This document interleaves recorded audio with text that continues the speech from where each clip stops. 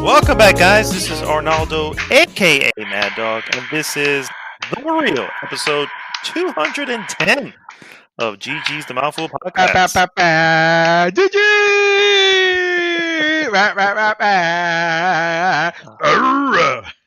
And as you can hear in the intro, we are clearly live in front of a studio audience today.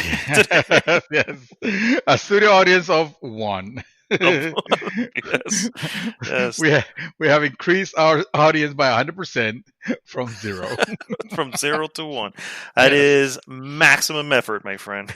Thank you. Well, somebody got to bring it to the GG. I agree. I agree. Yeah. 100%. Yeah. I'm about to open my. Of... Hold on. I need to open my. There you go. Okay, now it had already started. Now we're ready to start. Sounds like it. Sir, what are you drinking? Well, first off, that voice, of course, is Mr. David Santos, a.k.a. Dream Twister. What, sir, are you drinking? You forgot my name. No, nothing, man. This is nothing to get like super excited about because we're still in this quarantine life. That's for sure. So I need to, tomorrow. It's where I'm going to get more rations, but I noticed that I still have like a box left of Natural Light seltzer water. Oh, dear Lord. It says seltzer water, but it has. This thing has liquor. This thing, it says. Let's see. It says Aloha Beaches when mango and peach go beach mode. Whatever the fuck that means. Wow. But it's supposed to have a little bit of liquor. I can't read this. Alcohol. Yeah. Alcohol. Yeah. Yeah. I can't read this. It has some. Okay. I can feel it already. From the first sip. From the first sip, I'm already. Yeah. From the one thing I can say about Natural Light and Natural Ice is that you will know that you're drinking immediately from the headache that you get from that particular beer. But I'm hey, looking man, forward to it. bottom up.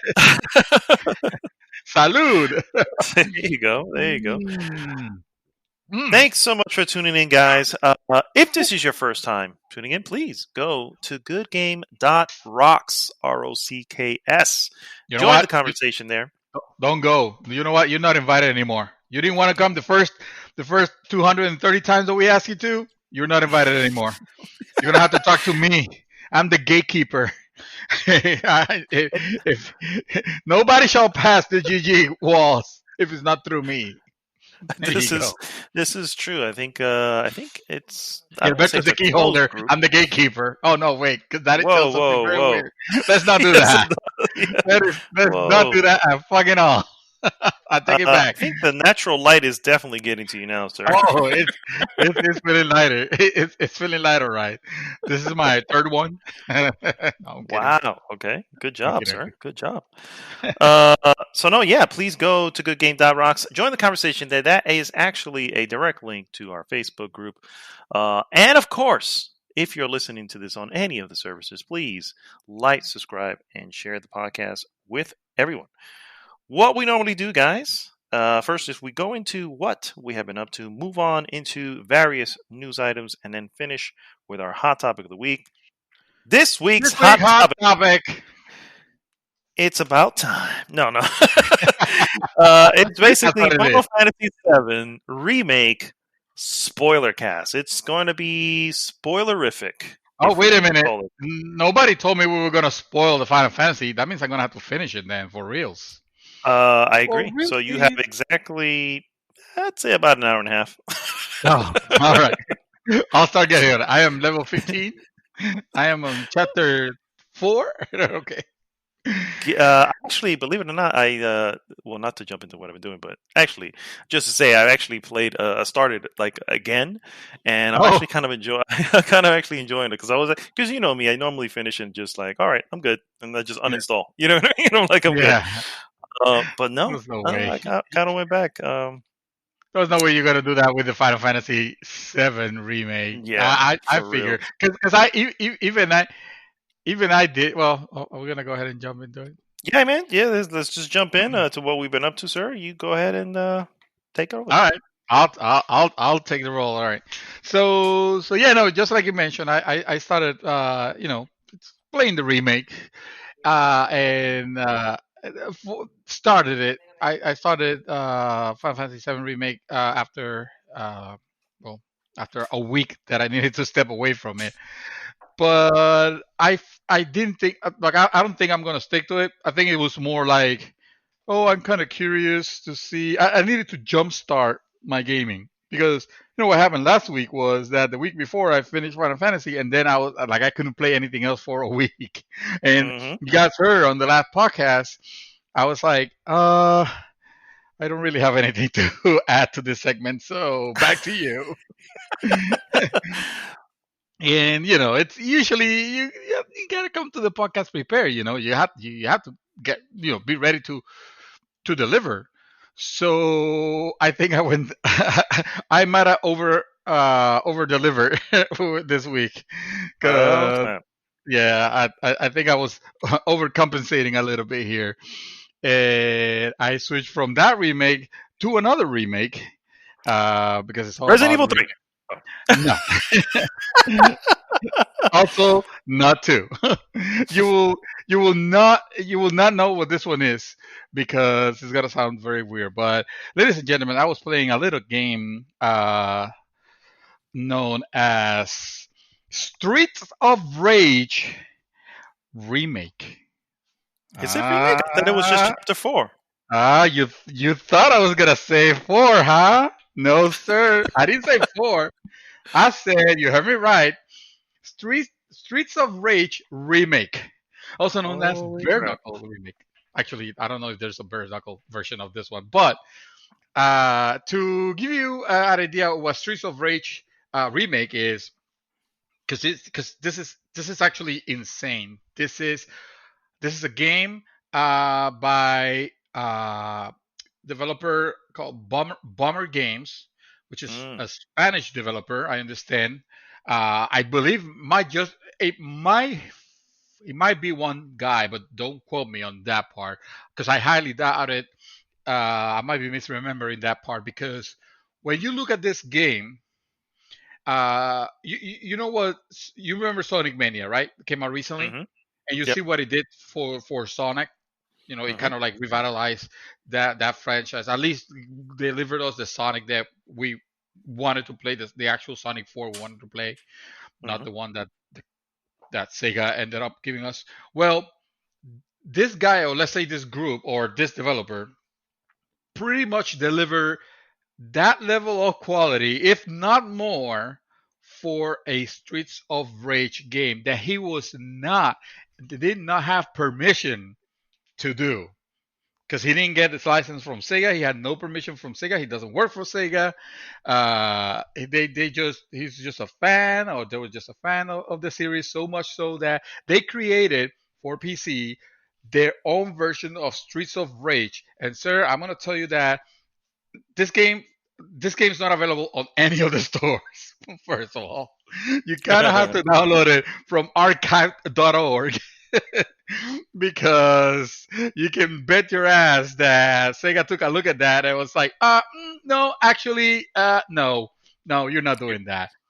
These people I have can been working. definitely. I've actually, as you were, since I haven't heard of this, I actually have to look it up. But you're right. Yes, 2011 article. Sega's legal team shut down a fan's massively ambitious 8-year project, Streets of Rage remake. Wow. Okay, go ahead. Yeah, I think after it must have been like the second or third day from the debut, and you start the game and it clearly says that it is freeware. This is not for commercial or anything like that. This was just a labor of love, if you will. And Hmm. something that I wish honestly the right way that this should have gone is for Sega to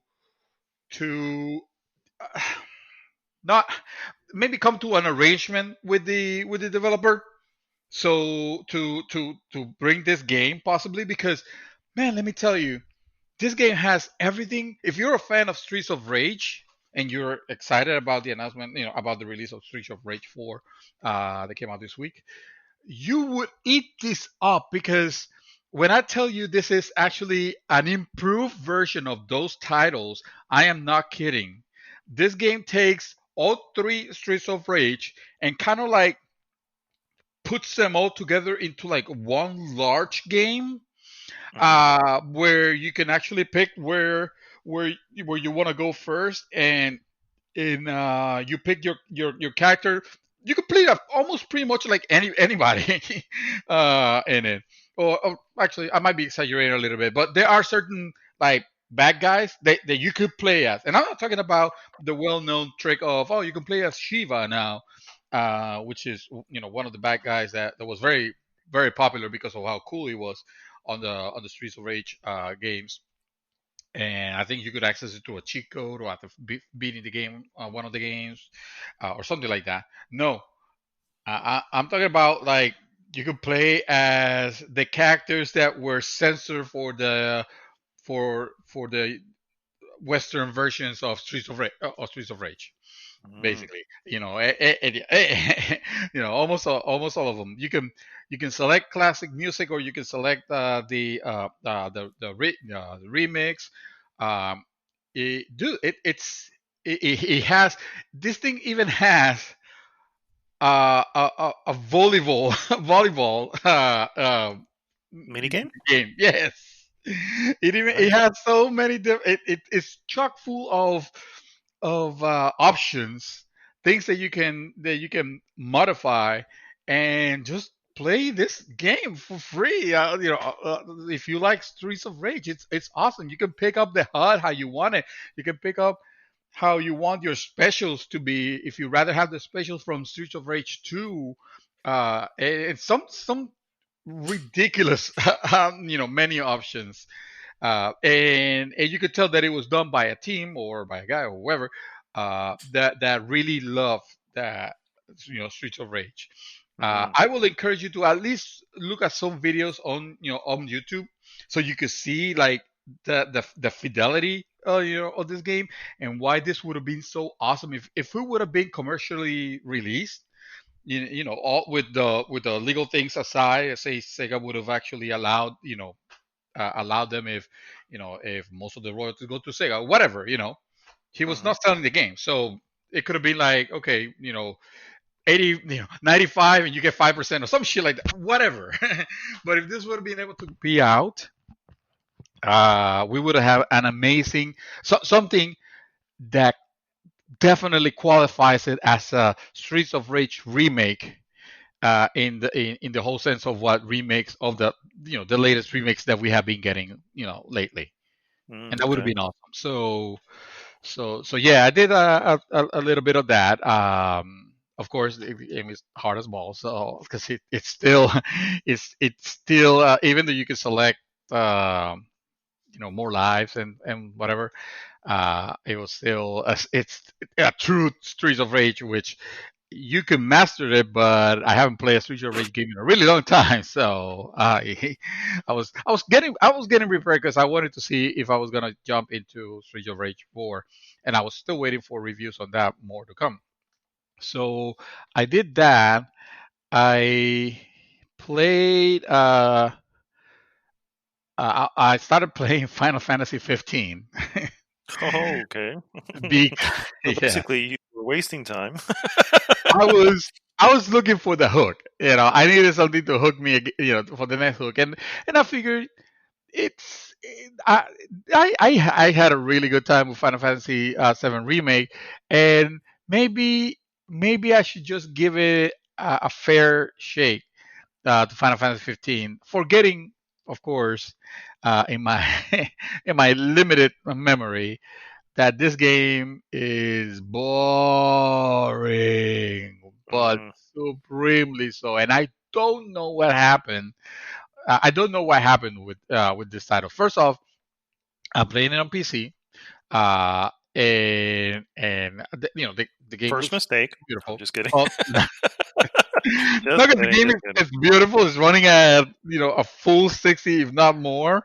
And I have the widescreen, the ultra widescreen support. Everything that I like. It was the ideal run for this game because I started playing. I think I put like probably like 15 or 20 hours on the PlayStation 4 version. But I got bored the first time, and I figured, well, if I'm gonna jump again, I better start from the beginning because it's been I hadn't played since 2016. Uh, Let me just jump in again, and it, the problem with it is it it doesn't feel like a for all the benefits that it have, for all the things that they take advantage, like the world looking beautiful, the voice acting being on point. I i i was wishing, I was like, this is what I wanted Final Fantasy VII to sound like as far as voice acting. Something that was, well, maybe not as much as that, in the sense that I don't want it as serious Final Fantasy, and it's not like Final Fantasy 15 was like serious or anything like that. It was still very jovial, and it has some funny aspects here and there, but you could tell that like the people here were talk like people, Mm-hmm. talk like humans, you know Mm-hmm. unlike the well, we already discussed of Final Fantasy VII remake, with some of the writing and even the inflection of some of the voices. So but even with that, it just doesn't take away from the fact that the battle system is boring. The world is boring. Like, there's not really much to go by. Most of the time, you're just walking into like nothingness. And I mean, again, looks beautiful, but it's empty. And then you get to a town, and the town looks lively, and the town looks like there's a lot, but like the story is really not going anywhere. And I guess it's one of those games where the story is like, oh, you got to stick to it. It gets better, 20 hours in, but Oh I don't God. think I'm ever gonna get there. I honestly don't think, and it's a shame because I do like those characters. They actually made some some cool looking characters that it feels like you could, if you can learn to not just like them, but you can learn to enjoy their storylines. Like, I was looking forward, playing the Prompto DLC, and the DLC for all the characters, basically, or the ones Mm-hmm. that got released anyway. But no, man, I just this game, this is, I'm not gonna call it the worst Final Fantasy, but it is the most boring of them, and that should tell you. So I ejected out of that game, boom, into the next one. I told you that I had, I pray a little bit this week, and Okay. the next one was XCOM Chimera Squad. Oh, you went back, huh? No, no, No, I know it's not. I know it's not the same one, but just I figured yes, yes, yes, the yes, last yes, time, yes, the yes. last time When we spoke of XCOM, I felt like you just wrote off that entire franchise. But yeah, Yeah, it'll be terrible. I almost feel like maybe I should go back into XCOM 2 at some point and just fucking play it on easy and just like throw my pride away. Like, who cares? At the end of the day, you're still enjoying the game, right? But it still feels bad to do that. And what I the reason why I decided to jump into this one in particular, into XCOM Chimera Squad, which was also released. I don't think this one was this week. I think this one was last week. last week. Yeah. And it is, well, if you're listening to this now, it's too late. But it was $9. It was $9.99 until today, until May 1st. So I guess that offer expired, and What's the uh, regular fare? 19.99, so $20, Oh, okay. Still, which I still. still not out of range. Yeah. Okay. Oh, absolutely. But it went from, it's like, it was kind of ridiculous that they went so cheap of the start. I guess they wanted as much people as To possible get to into it. Yeah. to get into it. Yeah, yeah, yeah. Because, but then who's gonna want to get in now? Even if I tell them, man, no, it is awesome. People are like, yeah, but I'm not gonna pay $19. When the other day it was $9. Well, I mean, No, not at $10. all. I don't think. But Yeah. You telling me right now, and I'm just like, oh, okay. I can do it. yeah, That's why I asked how much it was regular. Because I'm not going to get it now, but I'll pay $20 if it's a good XCOM. well, it's not available on consoles Yet. I'm gonna say yet because I'm sure at some point it's gonna get ported. Because Sure. it's actually not bad. It's quite entertaining. The thing that got me into at least trying it, aside from the low barrier of entry, was the fact that. By the way, you could probably also get this on Game Pass. I think it's Mhm. part of it. But I could be wrong, but I think I heard that it's part of it. But it was the fact that I heard that it was a little bit more forgiving towards newcomers. Uh, Ah, okay. and I might not be a newcomer to the series, but I feel like this game treats you like, oh, you want to play on normal? Okay, I'll give you normal, and normal is like ridiculous. So at least from what I played so far, it does this because what it does is it changes the way you play the game. It's not exactly like XCOM or XCOM 2 in a sense of you control the squad on any order that you like. Your characters on any order that you like. This actually takes a little bit of that freedom away, believe it or not, but does it uh, it doesn't leave you, it doesn't take something away and not give you anything back. It does it so that it can give you a an order of who's gonna attack next, and Oh, like the by looking, timeline. yeah, kind of like, yeah, exactly. I'm trying to remember. I know there's another game that does that. I can't remember off the top of my head which one it is. You mentioned timeline. Uh, did you had any game in mind that had that? Because I'm trying to remember. I know I've seen it before. I I've seen it before in a bunch of different RPGs. I think Child of JRPGs. Light even had, yeah, even Child of Light had something similar to that, where you would see on the right hand side or at the top, depending on the game, where, okay, so this is the next character that moves, and then the enemy's going to move, and then two of your characters are going to move, and then three enemy, and it has a line, Yeah, and then certain actions can shuffle that. You know what I mean? If you hit yeah, something and it can throw off that timeline for the enemy and back them up. yeah. And of course, the same thing can happen to you. Yeah.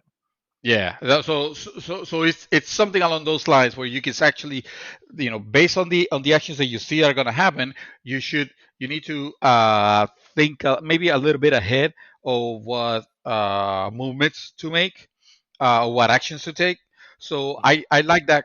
I thought that aspect was pretty neat because it takes again, it takes away the freedom of selecting to, well, I'm not going to move my character, my sniper, Leonardo Martin, because Mhm. I'm gonna send uh, my tactics guy or whatever the heck it was called, my tactical guy, Doomsday into it head on, so he could take the brunt and protect you or whatever, or vice versa. It doesn't. You don't have that, but what you have instead is, well, I know that the next time I move, the next time this alien is gonna move, so I better be prepared for it. Maybe I will choose to stay in Overwatch for this round.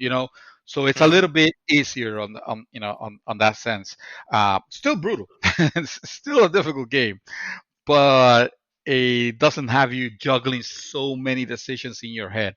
The premise of XCOM Chimera Squad is that I think you're playing the events that happen between XCOM 1 and XCOM 2, Okay. where you're basically it takes place in this city called City 31, and you're part of this like special force police that is, believe it or not, is comprised of humans, hybrids, and aliens. And it's kind of like this the world's already, it has been conquered by the aliens. They're part of us now. They live among us. Now we're trying to live in this society together. Together. Okay. Yeah, So much exactly. so So that I they're like a hybrid. So clearly, you have people who are intermingling. I didn't think of that. It is we're calling them hybrids from before, I think, but yeah, I guess so. So I mean, it'll only make sense. I agree. So the idea is that you're trying to maintain the peace in the city by avoiding riots from happening, because in the meantime there are three organizations that you kind of want to keep an eye on and make sure that you're constantly putting just putting some offense on it, Hmm. because if you let if the civil unrest grows too much, that's when the game over. It's basically got kind of like game XCOM 2 had with the, I think it was called the Dark Project or something like that. When it was almost like a clock against you, but that you could control depending on your actions. Hmm. It's something like that. And there's elements that, even though they're similar to XCOM 2, they paint it differently, in the sense of uh, like they have the black market now is where you get your specialty weaponry, and you could use you can, instead of killing the aliens, you could actually subdue them, kind of like arrest them almost. Hmm. And the more aliens you capture during the mission, um, I will say up to five. Each alien that you capture gives you a 20% chance of getting intel, which intel is another. Let's think of it as another form of currency, you know. Hmm. And so if you got to one, you got 20%. If you got to two, you got 40%, and it's like that. So you capture a few of them, you could actually guarantee yourself that you're gonna get intel. But not all the time is beneficial to try to subdue an alien, because to subdue an alien, for the most part, unless you have trank rounds, which you can also buy, unless you have trank rounds, you have to get up close and kind of like knock them down on their final, when you know that hit is gonna knock them dead or knock them Hmm. down.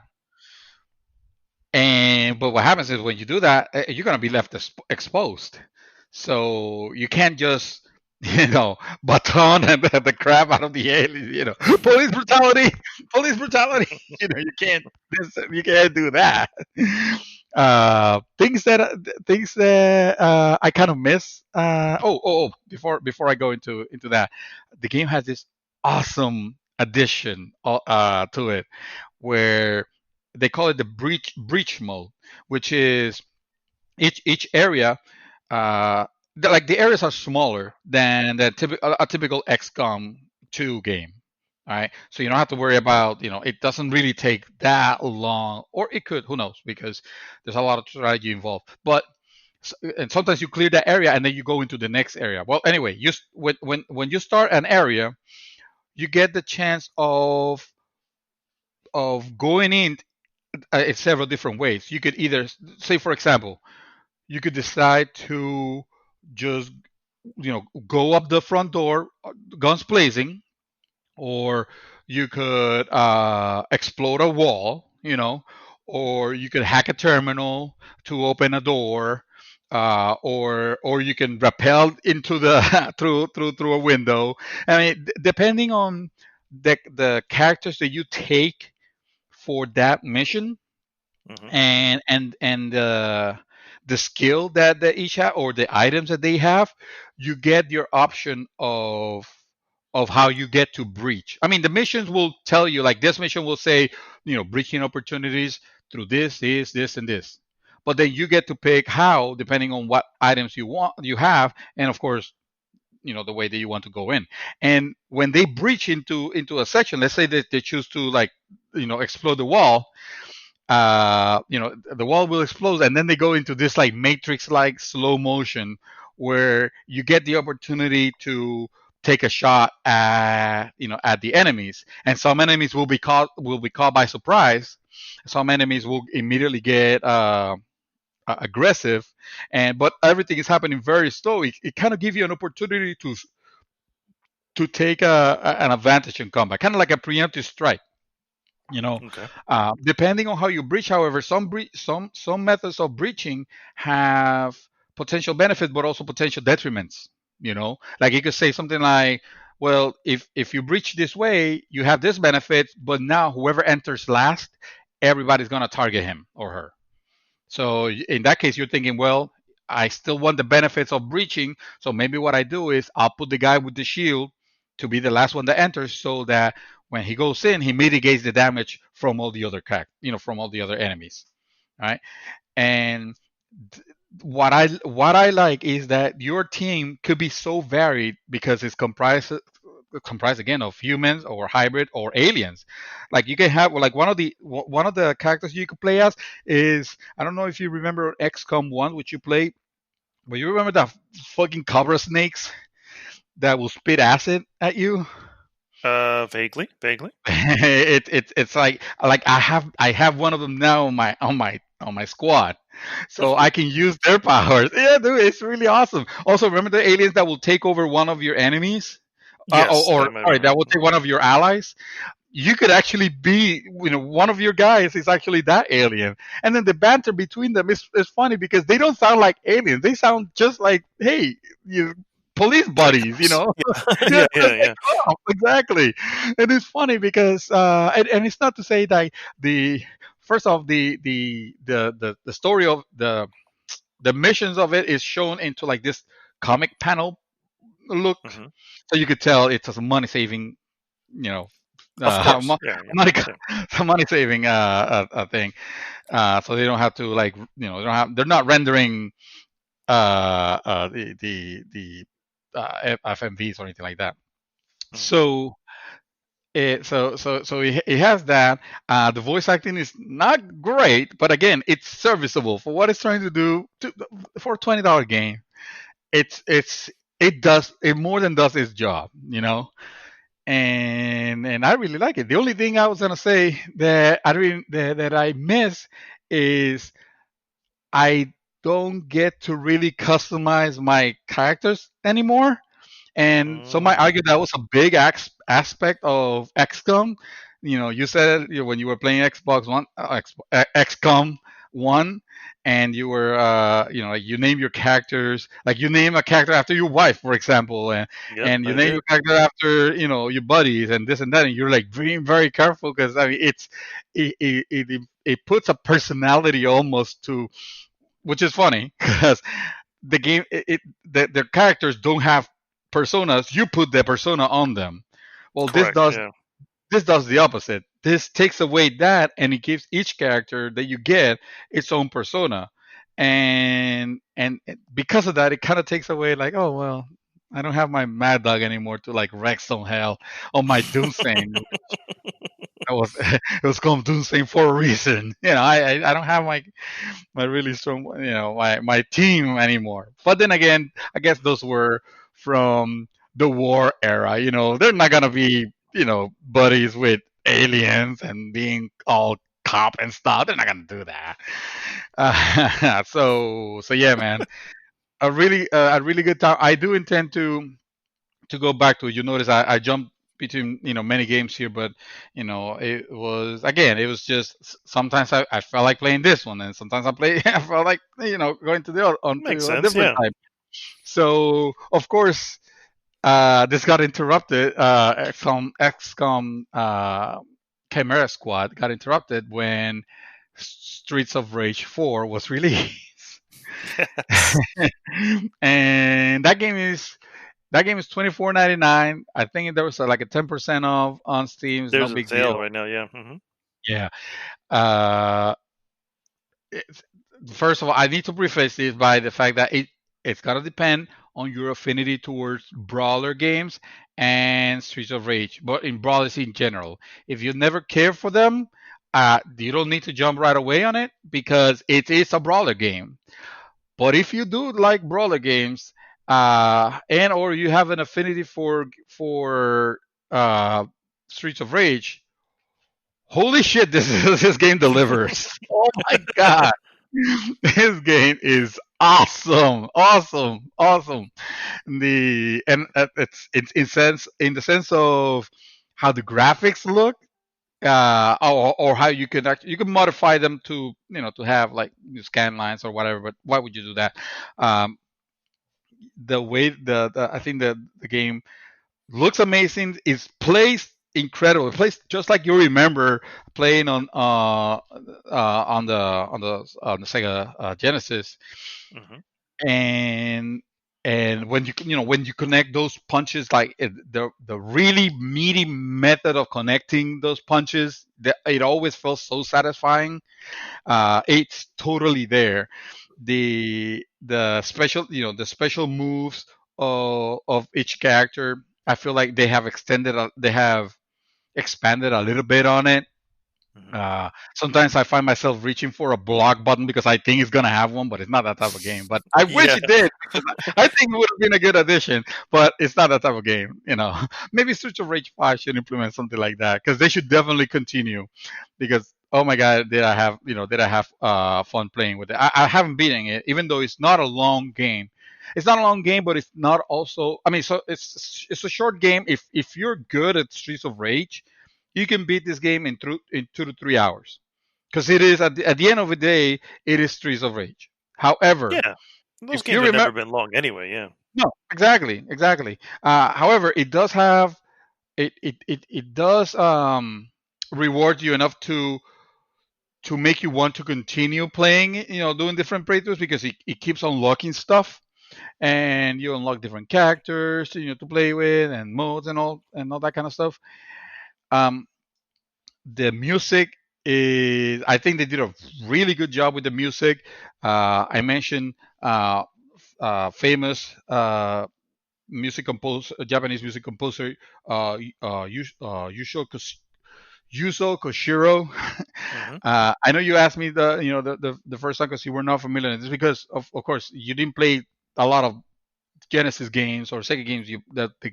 That name is probably not gonna uh, sound Ring to familiar. me. No. Right, But right. I mean, I But remember the games and stuff, but not the actual those particular names. yeah, yeah. Yeah. Well, there was. I remember that at the beginning of this project when it got announced, one of the first questions that they got asked was, "Are you guys bringing is Yuzo Koshiro involved in this?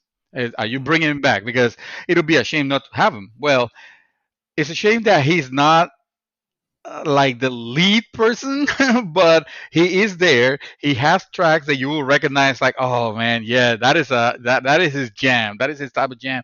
And they also brought up a lot of other composers that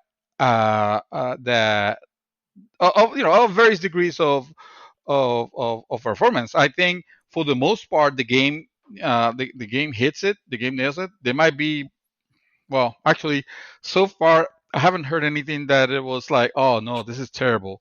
Like Streets of Rage 3, believe it or not, like the music, I don't think Koshiro-san was involved in it because, as you could tell, because some of the music was kind of chaotic and weird and not as fun, even though Streets of Rage 3 is a magnificent game. Hmm. Uh, so it didn't, but it didn't have his signature. I don't know. It almost sounds like man, I don't know. You'll have to YouTube it if you want to know like his style. But it is really good. It has this like almost like this industrial, almost EDM sounds to it. It's very enjoyable, and the story is nonsense because of course the story of these games are nonsense, but it's fun nonsense. It's still stupid nonsense, but it's still fun. The game does this thing where I don't know how I feel about it. I think I don't like what it does with the continues because it is a little bit it's smart, but it's aggravating. I'll tell you what I mean. So let's say, for example, you're at the fighting the boss of, I don't know, level 4, and you're about to beat him, but you're also about to get your hand your your ass handed to you, and if you don't have any more lives, it is game over in the sense of you will play from the beginning of that stage. If you pass the stages, it always saves that stage. So if I go in right now, it'll start me at level 6 or 7, wherever I am right now. But if you don't pass the game, if you don't pass the stage and you're at the boss and you get killed at the boss, you're replaying that stage from the beginning unless you continue, right? Well, That's normal. Yeah. Hmm. yeah. Well, Usually. if you continue in this game, it tells you like this. It's like, okay, you can choose to continue, but with one life, we're gonna cut your score in half. And I know score doesn't matter, but it kind of does in this particular one because you have a lifetime score in the game, which also I believe it might be what helps you unlock some stuff also. So it's like, oh, we'll cut your score in half. Oh, you need two lives. Now we're cutting it, in a quarter. Oh, you need three lives. Now you're gonna stay with only a tenth of your score, and that's kind of it's dirty. It's so fucking bad. But I love and I hate the fact that they did it like that because it's almost to discourage people from just uh, just running through with it. You know what I mean? Hmm. It's Makes like, sense. oh, I can just continue. I can just put unlimited quarters or anything like that. I was hoping that it didn't do that. That I was just gonna be able, like, I thought I was gonna sit down, play the game from beginning to end, and come here in the podcast and tell you, dude, I'm done with it. But no, it's hard. It's a difficult. It's a challenging game. I'm not gonna say like super difficult because they're gonna be the people that are gonna say like, oh, dude, just get good. The game's really easy, and I believe it. I believe it. Um, the game has this also, and I love this. Has this cool mechanic where when you grab pipes or bats or whatever you grab, Hmm. you can throw it, which you have always been able to do. But when you hit someone, the item kind of like bounces back to you, and then you have a second where if you press the button, you grab the item again. So Oh, I okay. could I've be seen like, that in the gameplay. Okay. yeah, yeah. You're hitting this guy is coming from behind. You throw the pipe back and hits him, and then just grab it back, and you keep hitting the other guy until it breaks. It is a pretty cool thing. I'm extending my time, so I'm just gonna leave it there. As far as games. Oh well, actually, okay. One more, and then I jump real quick into what I've been watching. But I'm gonna let you take over that one because I think we watched the same thing. Um, I also started playing No Man's Sky for some reason. Nice. I don't know, man. Nice. It's the quarantine life. I Yeah. told you, I just played everything this time, so I hope you have enough there. But I did wanted to bring a little bit of detail on XCOM because I know some people might have questions on that, and I also wanted to talk about Streets of Rage 4 and mention the Streets of Rage remake. Which, if you guys have a PC and you're interested in on playing this game, it's not difficult to find a download. Just be careful where you downloading from. You can I will recommend that you know your sources Yeah, for because sure. you don't know this is an executable file after all, and you don't know you can get some nastiness Hmm. on your PC from it. So I'm not gonna encourage anybody to just go ahead and jump on it. Even though I just did. All right. No Man's Sky. We already know we don't have to talk about No Man's Sky. Okay. Um, movies. I did watch two movies. One of them you watched recently, so I'm gonna let you take over on that. Oh, But I'm just gonna say on my part, I'm gonna let you take over over the description of the more detailed part. I'm just gonna say Extraction on Netflix, bro, bro, oh, extraction. Yeah. Yeah. bro. This movie it's it was fucking great. It's not gonna say this is the best movie ever or anything like that. I'm just gonna say I had a really good time with this movie. The action pieces were phenomenal. It was some really cool action parts. If you like action, just what are you doing? Why are you even listening here? Go watch Extraction, which I feel like every time someone posts, "Oh, I'm watching Extraction," like the plethora of Facebook Oh, comments praise. say like, Yeah, "Oh my god, commenting. dude, it's awesome! Oh, there's a, I'm not saying it's the best thing ever, but let's say if you like crazy action, um, almost John Wick, but with without the craziness of that, I think you'll enjoy this one. Quite a lot. I think Chris Hemsworth did a fantastic role here. Even though some things kind of wronged a little, I'm not gonna call him silly because it's not like it was silly or anything like that. It was a little bit out of character for what he was, but or demonstrated that he was. But he's still such a fucking badass on the movie that by the end you can't help but be like, wow, like this is awesome. This was a good action movie. I really really enjoyed that. But it didn't stop there.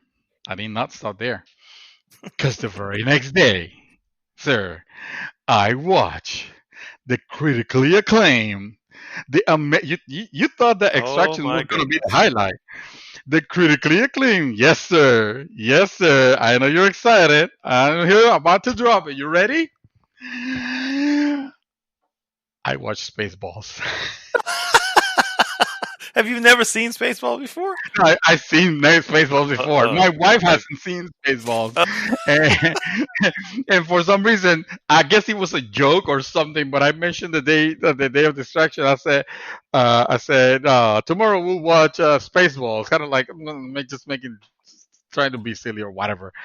And I guess I stuck because like the next day she was like, honey, you say we're gonna watch Spaceballs today? I'm like, yes. So I dropped whatever I was doing. I think I was whatever I was playing. I stopped and I just went ahead and rented it and watched it. Again for the umpteenth time. nice. And by the end of it, my wife was like, "Huh, okay." I, I didn't think she was going to be down for that, but that's fine. No, honestly, at the end, but did you enjoy it? She's like, yeah, I enjoyed it. I wouldn't watch it again, but I'll enjoy it. Funny you Oh, that's mention funny. because I've watched it for I've watched that movie so many times. That movie is stupid. There's just no other way of saying it. This stupid in the sense of like Airplane and the Naked Guns and those type of movies, but that's still great. And making fun of Star Wars, which I don't know. It made me happy. At this point, yeah, Star Wars is doing that to itself. So, Ah, oh, oh, cold, and cold Marcus. blooded, cold Brutal. blooded. Pizza uh, the Hut. yeah, All right, no. sir. Your turn, or have your pizza arrived? The no, it has arrived, but that's okay. I can go. Oh, no, I we can take it first if you want. I no, want no, you. not at You all, ready? not at all. Okay. Yeah, Yeah, I can do I know this. I took 15 minutes of our time. No, it's all good. It's all good. You said you had a lot, and I was like, all right, so I'm not even going to interrupt. I'll just let you go. I'm overcompensating now. I too have some stuff there, but I'm since we're kind of on that motion, we'll stick with the movies for now. I did also see Extraction. We actually watched Yeah. it last night, and I agree. I agree. It is a really fun, really awesome R-rated action flick, and if you like action movies, you're gonna fucking love this one. It's great. It's great action. It's if you come here for some sort of story or something, what is it, you're probably gonna fall short. A There's a little lot, light. yeah, exactly. Very light on story. A lot I'm of sorry. it's I'm sorry. I don't mean to. I don't mean to throw. I'll do. I'll say this real quick. You know what my wife told me that I was thinking. I was definitely thinking.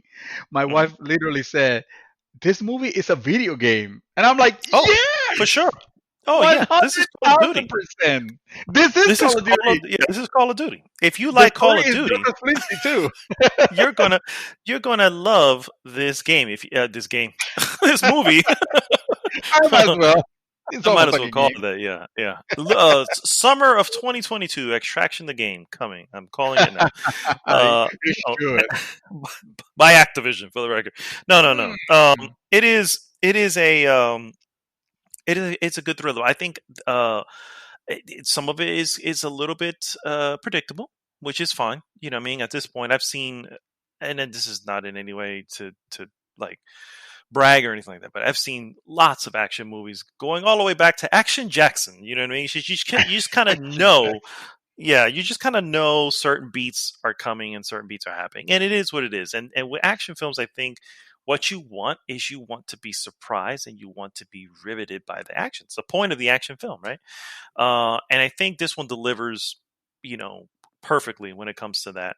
Um, it's funny because the film itself I don't think has a lot of action scenes, but those scenes are like lengthy action scenes, which Yeah. really get you.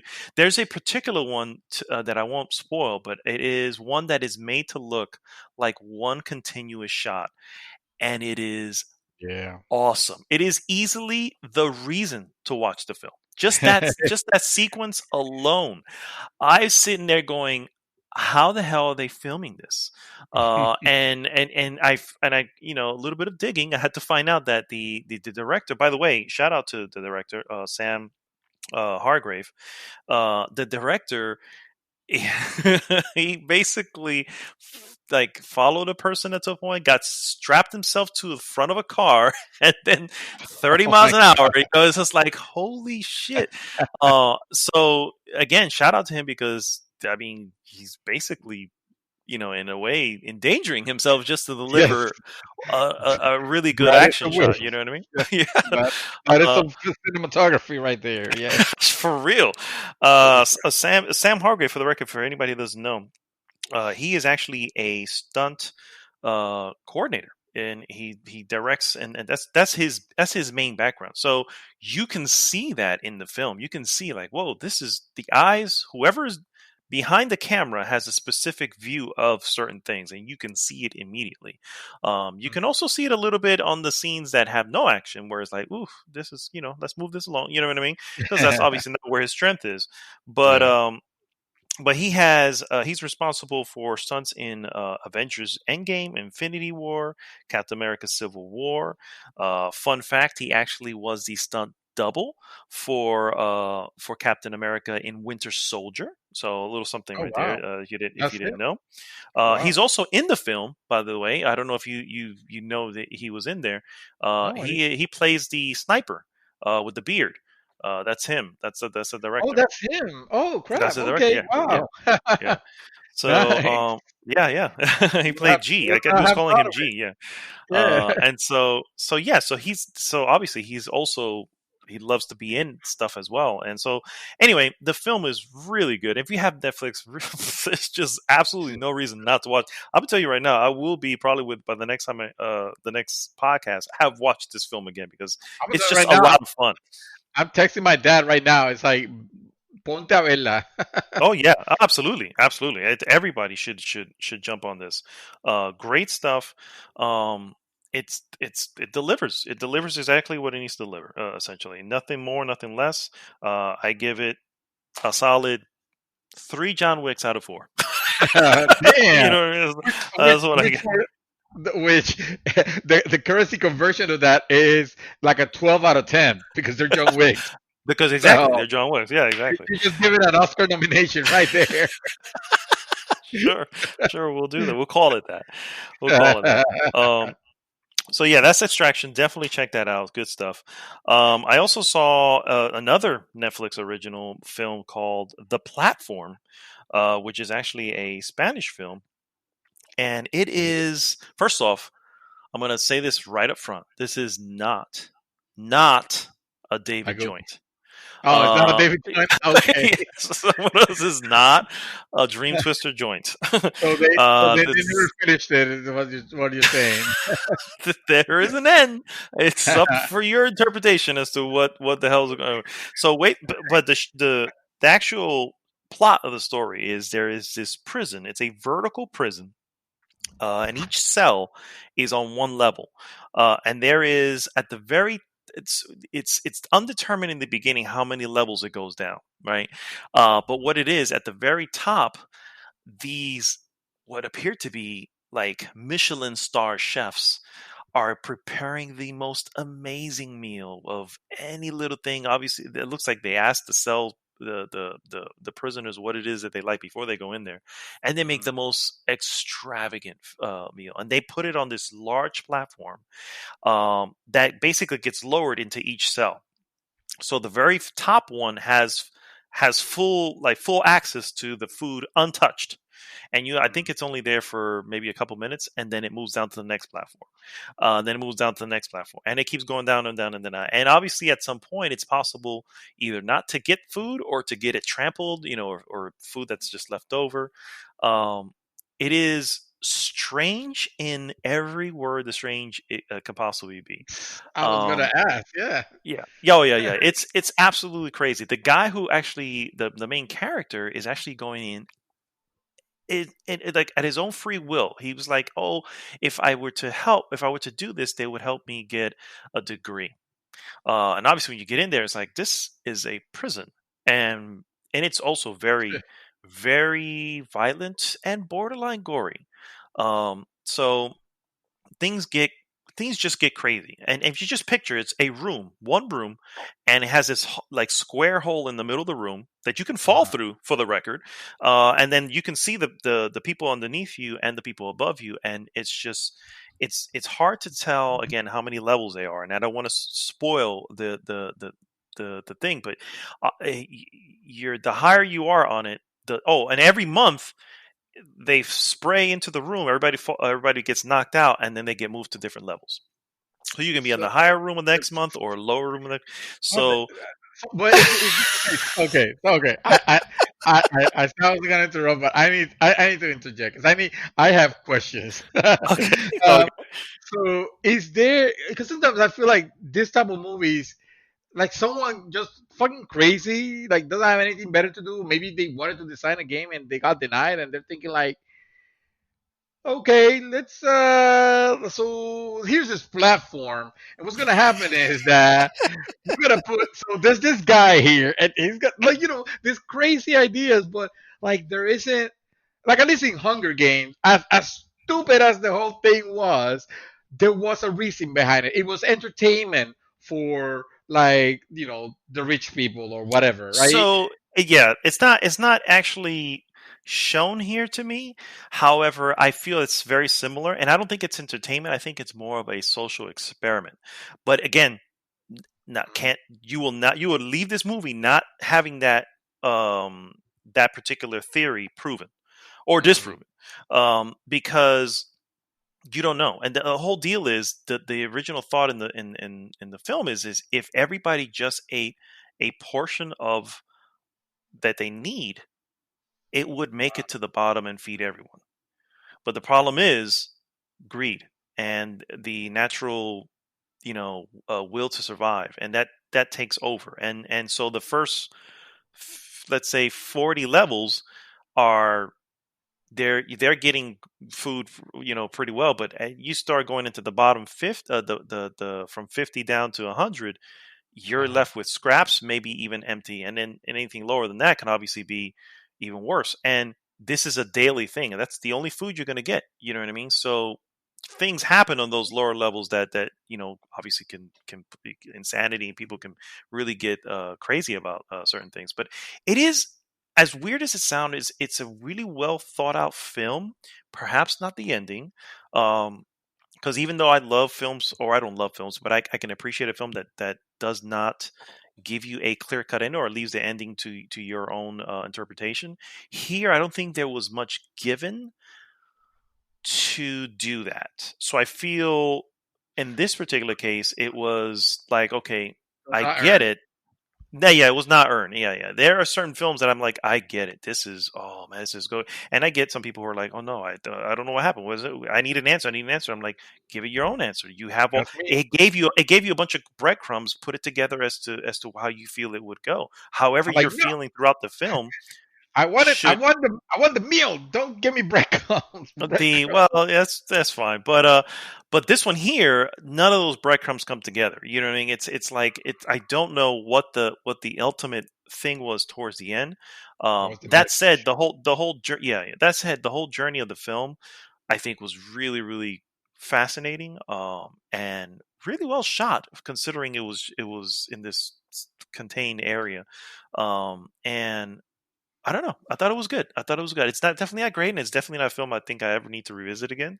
Mm. Um, but definitely because, like I said, it has certain elements of violence, cannibalism, uh, just a little bit of everything. Just sometimes you look at the food and you just go, oof, because the food looks great on levels 1 through 10, but by the time it gets down to the bottom, it's like, and you see people charging at it to eat Mm. what God knows is left there at that point. You know what I mean? You're like, I wouldn't touch that with it. But then again, after 30 days of not eating, it Yeah. probably looked pretty appetizing at that point. Anyway, that's the platform, which is again a Netflix film. It is in Spanish, but you can actually dub it into English if you want to see it. If you want to just listen to it in English, so there's no there's no excuses. Actually, if you're okay with everything I just described, then you could be fine. Uh, Crazy nonsense from this yeah, Spanish people and their crazy nonsense. dude, damn nonsense. Yeah. Uh, two other movies that I had seen. One of them I rewatched, Zero Dark 30, and dear Lord, I love that. I actually paid to rent it to watch it again What is because it's that? Zero Dark 30 is it's actually a true story of the all the events that led up to Bin Laden's you know Oh, when they took him out, essentially when they killed him. so And wow. so all the elements up to it, it Oh, it, that's it right. basically, The name. Okay, I got it yeah. now. Yeah, it's a great film. Like I've seen it before. Directed by an awesome director, Catherine Bigelow, starring Jessica Chastain, who plays an amazing role. I think she got nominated for an award on it. I don't know if she won, but I know she got nominated for it, and she has some great lines. And she plays a character who essentially lived and breathed Osama bin Laden after 9/11. You know what I mean? It's like that's Wow. my main goal. And by the time it happens, it's many years after 9/11. But you can see and feel the weight come off her at that point. And at the end, this is slight spoilers for a movie that's based on real life, but and also almost 10 years old at this point. Osama bin Laden dies. The Oh, Yeah, word. but at the end, she's on a plane leaving, and the person asks, "Hey, so where do you want to go? You got the plane to yourself?" And she just breaks down because it's one of the things where, like, well, this is what I've been doing for 12 years. I don't know where to go. She didn't say that, but you can see that that's what's in her head. But anyway, Yeah. great film. Um, I had to rewatch. That's the reason why I rented it. And the last one I saw was a movie called The Lost City of Z, which is another true story. It's a Hmm. true life drama centering around an explorer. His name is Percival Fawcett, who disappeared while searching for a mysterious Amazonian city that he believed to be real. This is a film starring Charlie Hunnam. You know him probably from Pacific Rim, the main character. Oh, Also, Robert Patterson, soon to be our new Batman, oh who wow. actually played a great role in this as well, which is actually the reason why it was on my list. I So wanted to see him and have you decided if he's a good actor already or not? I honestly have to say yes. I think a lot of us look at him and go, "That's the dude from Twilight." You know what I mean? It's like that's such a small segment of what he's done, and if you see Yeah, the other stuff that he's done, then you realize this guy has range. yeah. And does that make him a good Batman? No. George Clooney has range. He wasn't a good Yep. Batman. You know what I mean? So it doesn't. Who knows? You know what I mean? If you're gonna be judging actors by the movie they've done, then fucking Nicolas Cage is For real, far. for real, yeah. So anyway, so it's a true story. Takes place also. Oh, by the way, Spider-Man, the current Spider-Man, I forgot his name. Tom Holland, he's in it Somehow. Oh, as wow. well.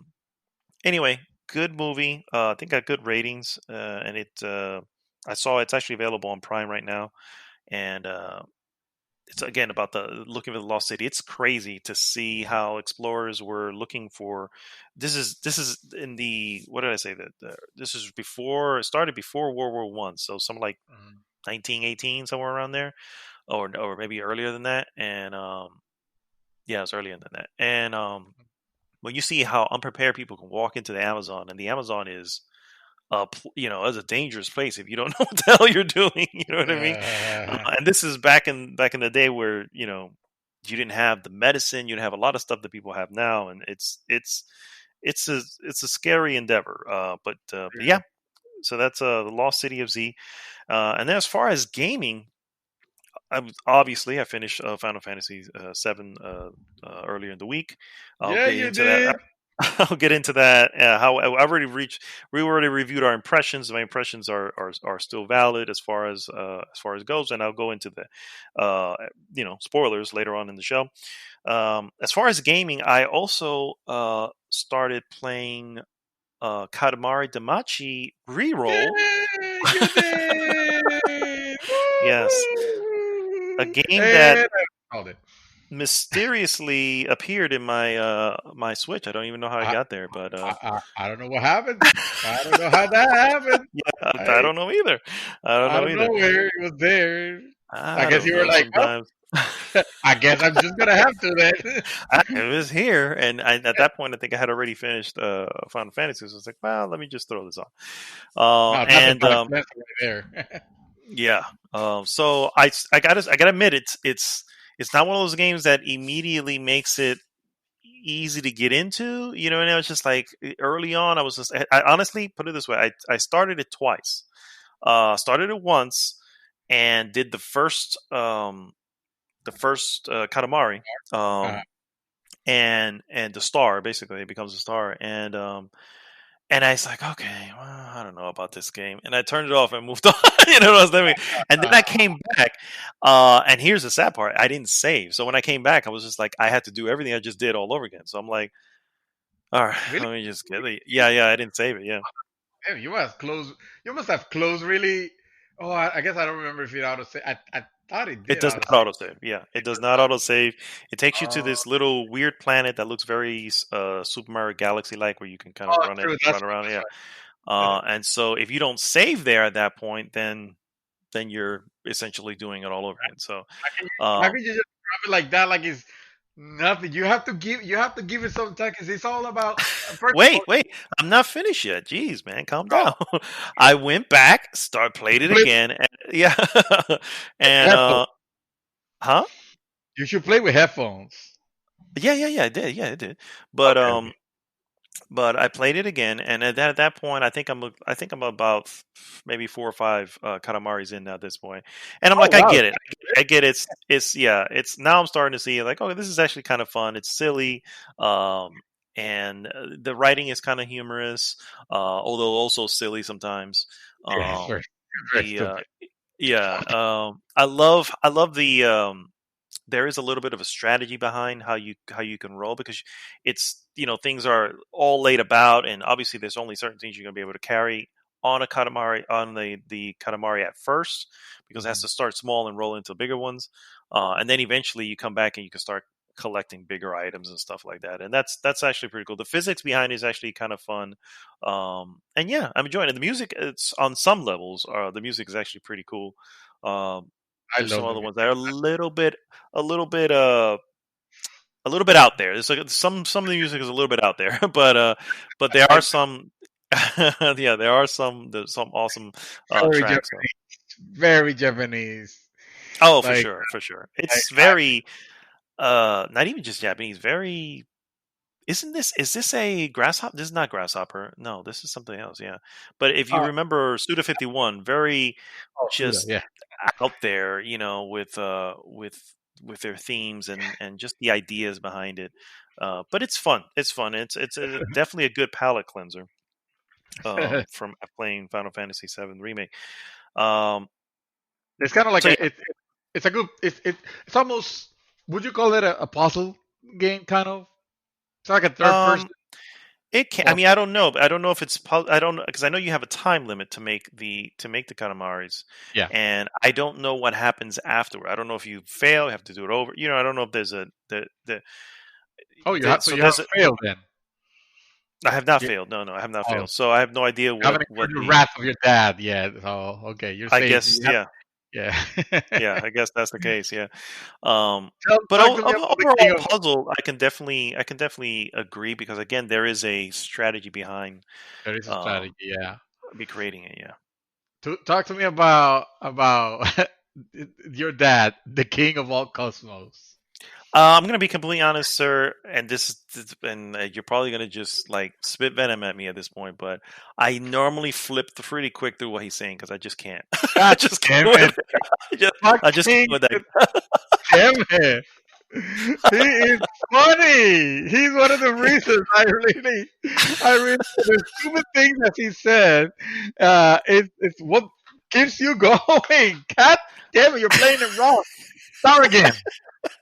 Start all over. Fix it. So yeah, yeah. You know what? Don't even play anymore. You're not deserving of the Katamari. You're probably right. You're probably right. So yeah, I will still play because I was enjoying it, but yeah, and I did read some of what he says, but at some point it's just like I'm like, oh my lord, just can I get into the game? And so yeah, so It that's is. really why at some point I'm You have like, to. okay, I need to just forward past this. You have to. By the way, it's this game. It's actually at the end of it all, it is a beautiful game. And I don't mean graphically. I mean more like in Theme, the the meta. in the theme of it. Yeah, yeah, yeah, yeah. Even though you're pretty much assassinating people, because I'm thinking when you're rolling people into that Katamari, and then just shoot them into the sky, then it transforms into a star. You know those people die. You know, there's no if or but. I'm gonna say, You yeah, know. it's pretty clear what happens to them there at that point. But I do love the fact that you start really, really tiny. I mean, you're a tiny prince after all, and you start collecting like thumbtacks and little like paper clips and stuff like that. And as you continue through the stages, you know, you're grabbing like huge like cars and stuffs, and as you grow your Katamari, I mean, you could that it goes out there, man. Let me tell you. Yeah, I'm sure. I'm sure. Like I said, I'm only a few in, so at this point, I've only taken like animals into my Katamari. Farm animals. Uh, yeah, Everybody makes a makes a sound, and then at the end it tells you like you have collect the most things that you have collected are and it tells you what you have collected the most. yeah, and he says, "My Earth has such crazy items," or something like that. He says, Oh yeah, it is very colorful or very farmy or whatever depending on what you get. Oh yeah, I love that game, "Yeah, man. it's actually yeah, it's a lot of fun." What I have the last thing I that I'm going to mention, and what has pretty much my attention at this point, also on my Switch for the record, is the return of Obra Dinn. Oh I've shit, started playing this really? game. Oh yeah, I've started playing this game, Wow. and it is. I probably put a good, probably maybe 5 hours into it already. Um, Wow, the last game yeah, that I would have thought you were gonna touch, if anything, because it was originally on PC. But I guess doesn't the matter yeah anymore. yeah. Once it comes to console, then obviously that means it's a valid game. No, I'm just kidding. I'm just joking. I'm just joking. Uh, so, That's been so validated. yes, it's been validated now Like, that how it's do you feel about So, uh, basically, the game is, for the record, guys, is there is a ship. It's called the Oberdin, that was lost at sea at some point, and someone found it, and now you are the insurance uh, just agent, adjuster, basically, where you are now you are now determining what essentially occurred on the ship. And so you explore the ship and you kind of unlock these almost like memories with this weird. I want to say it's like a stopwatch that he carries, and whenever you kind of go over to what looks like a pile of bones or something like that, it hits a stopwatch, and suddenly you kind of transport it to like a scene. And what you have to, the purpose of the game is what you're trying to do. You're trying to name each person, find because there's a picture of all the people like on the ship at some point. You're trying to identify who they are, and what happened to them, and if something happened to them, who did it. right?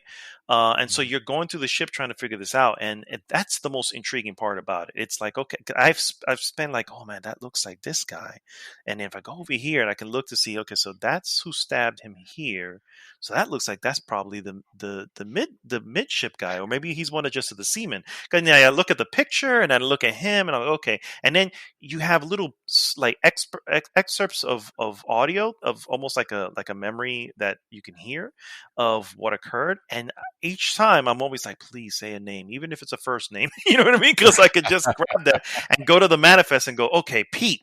Let me look for Pete. Who the hell's Pete? Oh, that's Pete. Okay, so he's here. Okay, let's You also have to. It also has a glossary because you kind of have to figure out. Or rather, to help you figure out what who they are, is to figure out their job. And sometimes I don't know what the job. Like, yeah, I know what a gunner is, but what is it? What is a gunner? You know what I mean? And and there's a lot of terms. You have your seaman, you have your first mate, second mate. You have your stewards. You kind of and they're all listed on the manifest as to. And there's by the way, there's 60 people. So you have to and you're pulling pieces together just to identify these 60 people and the events that that led to either their demise or who knows. You know what I mean? You don't know what occurred. Um, Wow. that game right now it's so simplistic. The look of it is also really weird. It also has this weird uh what do you call it? A Game Boy-ish color to it. You know what I mean? And actually, It, ac- you go. it does. It's actually it's meant to be like early Apple Yeah, II yeah. graphic. Which is actually on the like on the settings. You can select Macintosh, and you have a couple different select. I just left it at the Macintosh, but it has that color, that weird greenish thing to it because it's not black and white. It's just very very simple. It is in 3D. Oh, Um, it has the game. It has like the Game Boy the like it lets you select different types. Is that yes, what you can you say? select. Yeah, you can. It doesn't say Game Boy. I'm just saying it. The selection, the original selection, and the one that you see in the trailer is what's called the Macintosh visual, and then they have other ones. So I can't remember what they are. Oh, But it changed it to like a bluish to something else basically. yeah. Um, anyway, in short, the game got me. You know, and it's just like, whoa, this is really Maybe. fascinating. You know what I mean? And so now, just again, just trying to piece together who is who, and that's the other thing. You have to note them if they died. How did they die? Right? So you have to note it correctly. By picture, I've probably identified a good 12 people, but I've only successfully identified every little bit of three. Um, Oh, and one of which is the captain and stuff like it's good. You can see the pictures and stuff like that, and it's fascinating. It's hard to explain, yeah. the the hook behind it, but it's a mystery, and I think that's what it is. It's definitely zero to me, zero replayability here because once you Once you figure out know. the mystery, there's no point of going back. But Yeah. the mystery is so well done that I'm like, whoa, this is a very smart game, and so yeah, so that's the what did I say? The Return of Oberdin. I kept calling it Oberdin, but I'm like, I know it has a full name. The Return of Oberdin, and it's really cool, really, really, really cool. Oh, wow. And that is all I've been doing.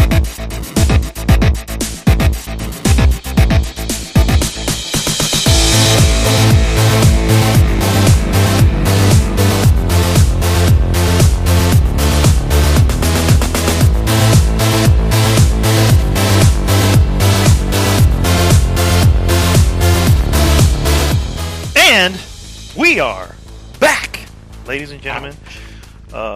I am terribly sorry for screaming in your ears. No, this is my bad.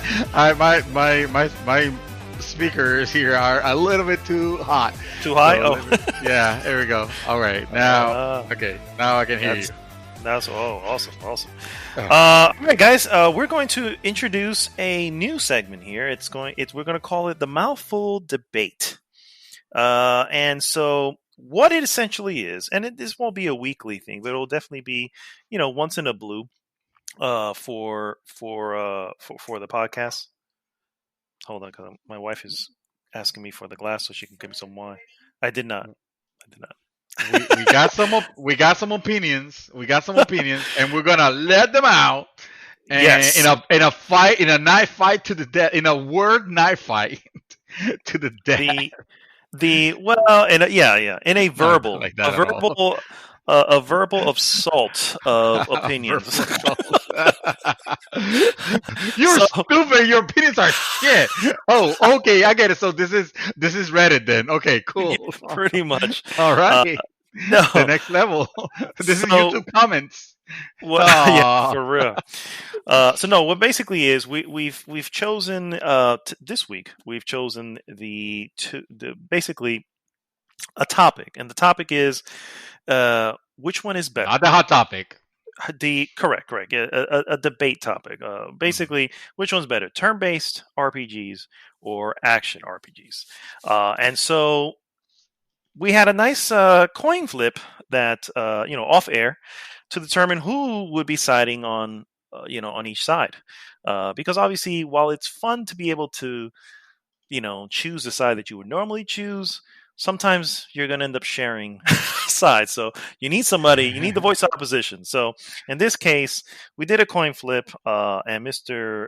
Dream Twister called it, and he won. He will be representing turn based RPGs, while I will represent the better.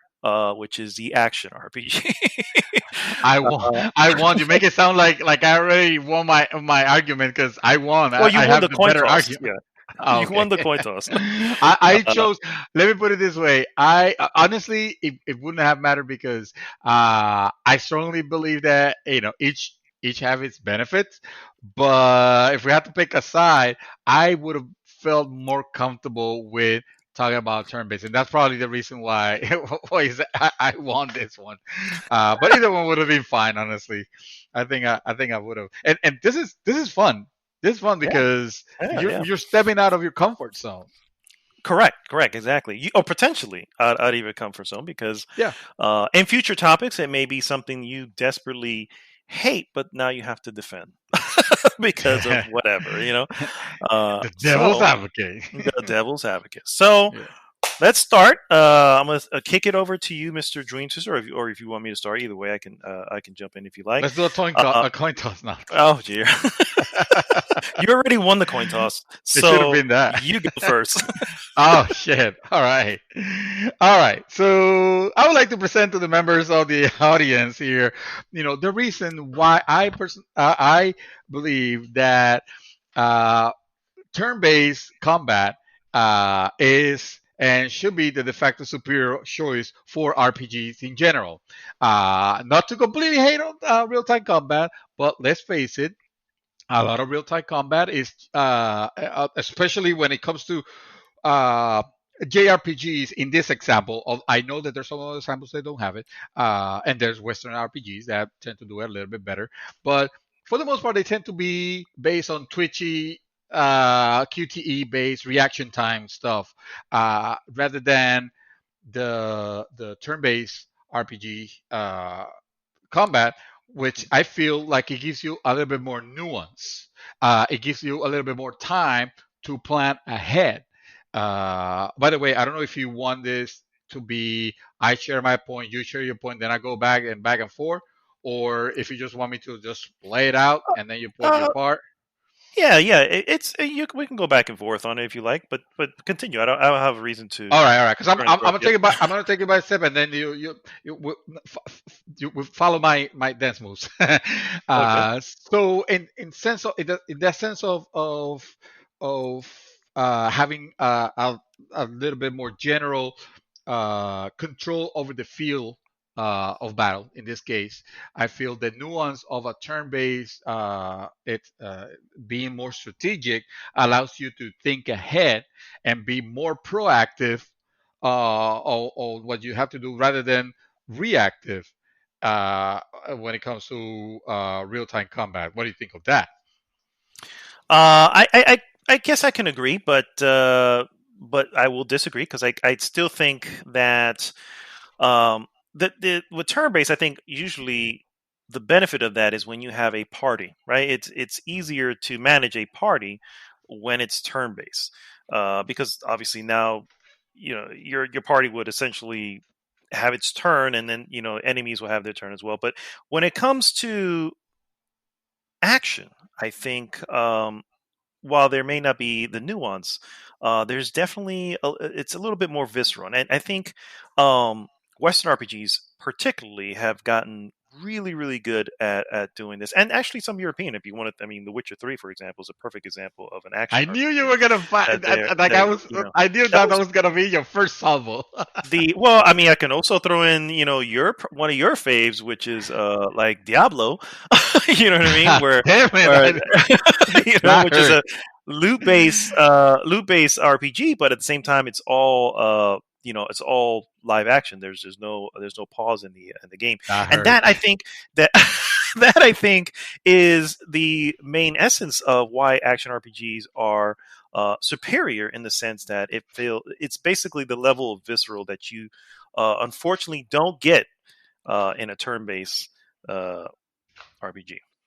But let me ask you this, because if you have, how can you have?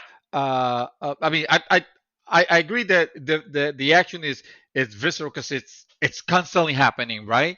But how do you plan like I was mentioning ahead, and get a feel for how the combat is gonna go? If or maybe you don't need to, because all it comes down to is Hack and slash. either hack and slash, button smashing, or working on so.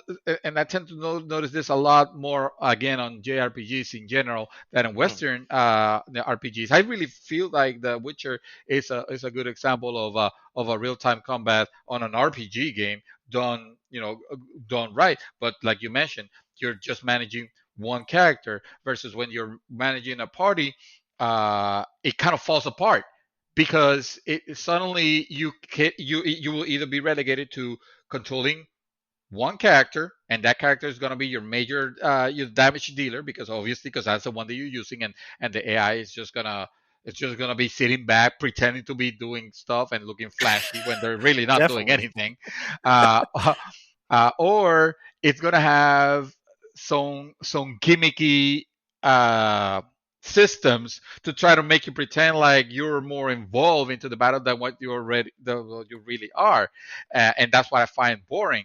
Uh, like when I say gimmicky, I mean, like, for example, think of, I know you didn't play this particular title, but uh, Final Fantasy 7 Crisis Core, Hmm. with this stupid slot machine system that they have to name. Of course, they have to name it something because it's nonsense, but they have to make it something, make it sound like something significant. The digital mind wave, whatever the hell that is. Which is basically random, randomized chance of getting something. So you're not influencing the fight. You're not even influencing the choices. You can, because it's all a slot machine. That's an example of that one. But Hmm. also something like the stagger system on Final Fantasy 13. It's all about hitting fast, but not really thinking about your choices, and sometimes it could become mindless to the point where it takes the fun out of it. It takes the strategy element out of it, which I guess is okay if you don't like to think. So I see what you're saying. If there's one thing that I can say that would sort of for a retort, I would definitely say there's nothing mindless.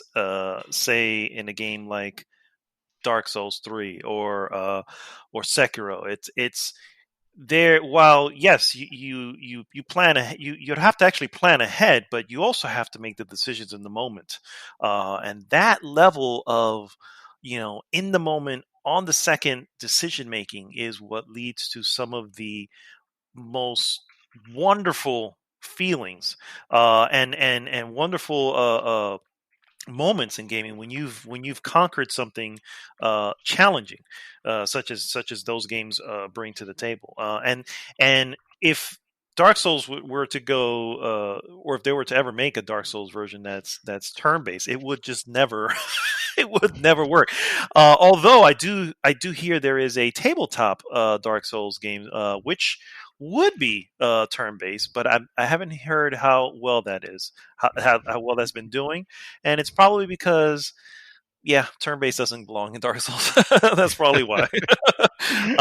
For me personally, that's and I think all those who are involved with the Dark Souls born game, Bloodborne, can agree that you know the level of preparation is preparing beforehand, as opposed to stopping in the middle to figure out something that while yeah, that's great that you're able to do that, it does take away from the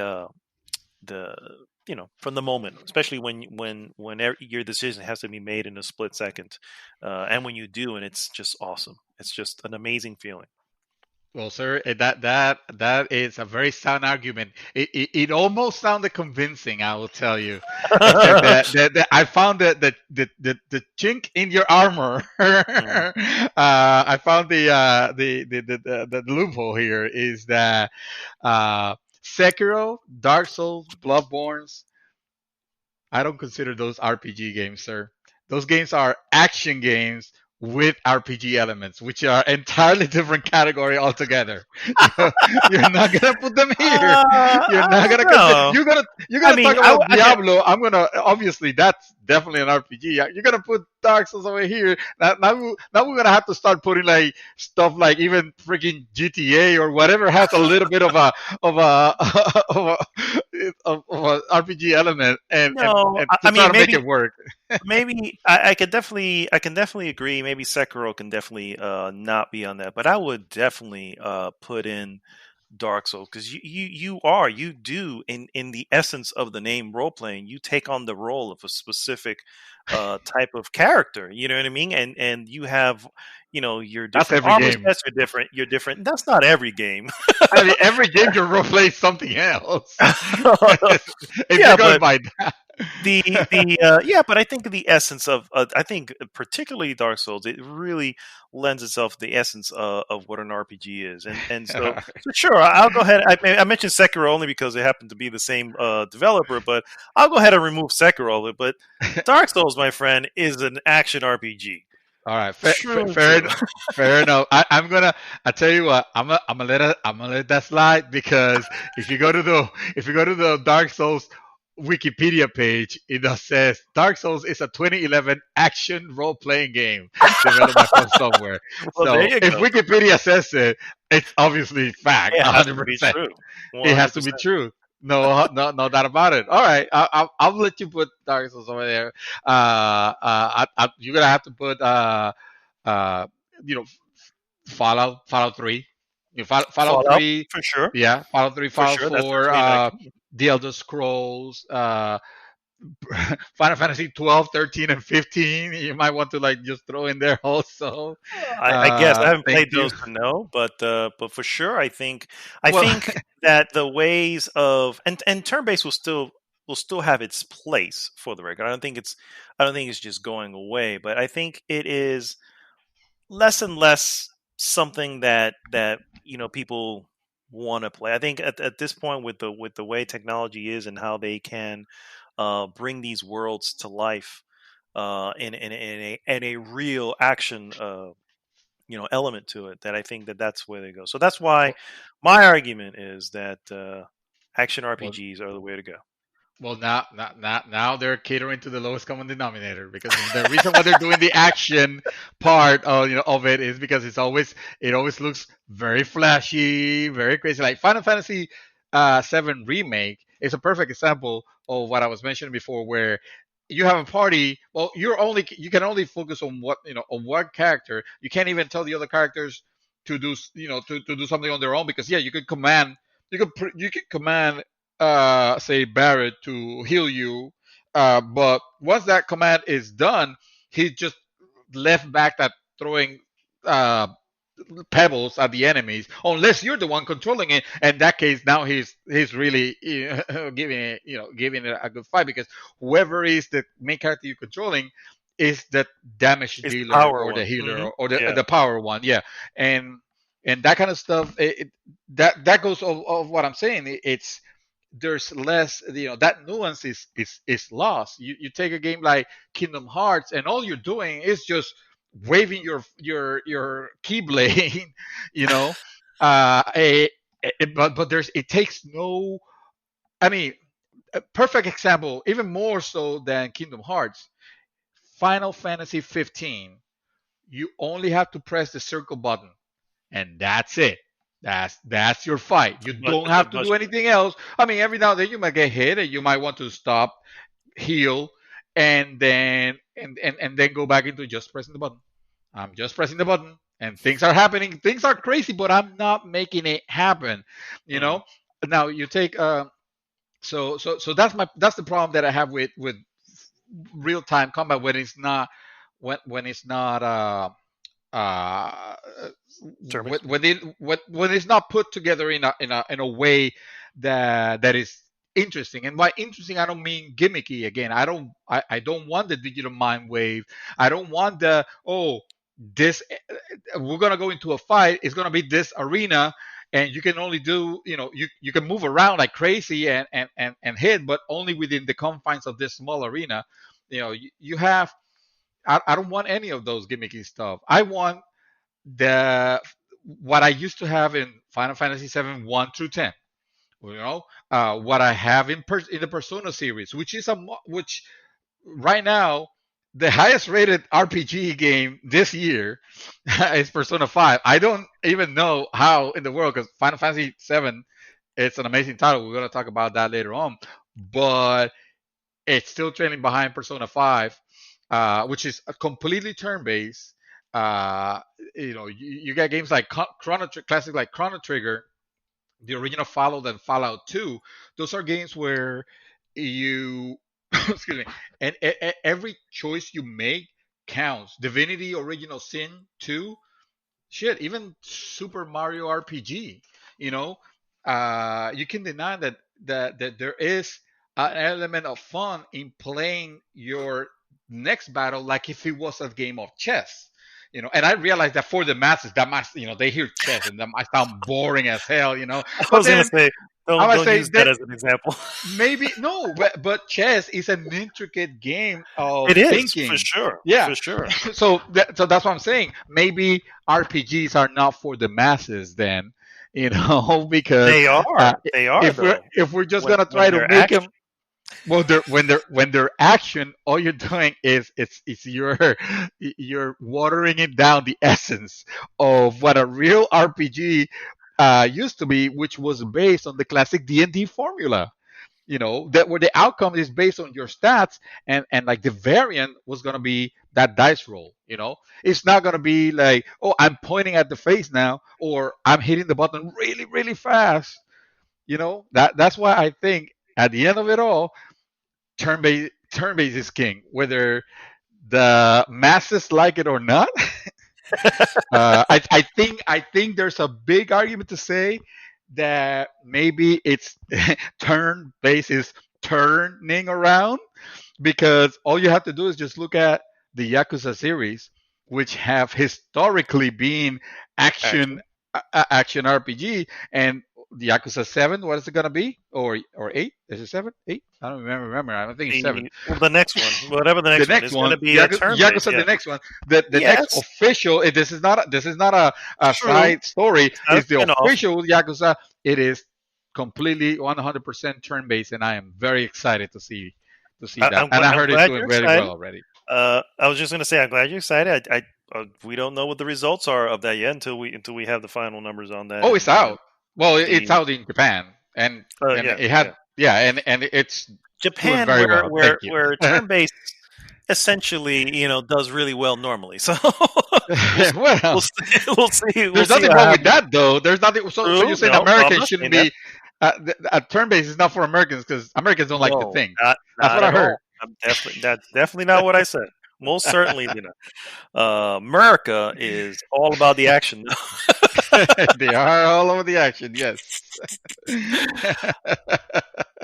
All right, guys, those are our debating thoughts on Woo. that, and by all Feels good means, to let it out. I it needed to. does. I, It I needed to does. bring it out. I I needed to. can tell. I can tell you're sweating a little bit, and I can feel it through the through the mics. Feels good. Feels good. Feels good, man. All right. Round two. When is it going to happen? Yeah, well, stay tuned. Hopefully, we can get Gilberto involved as well, and we'll obviously have a whole different debate topic. But yeah, leave us, leave in the comments what you think, where you want to go for as far as action or turn base, and then we'll review it on the next week. Turn up.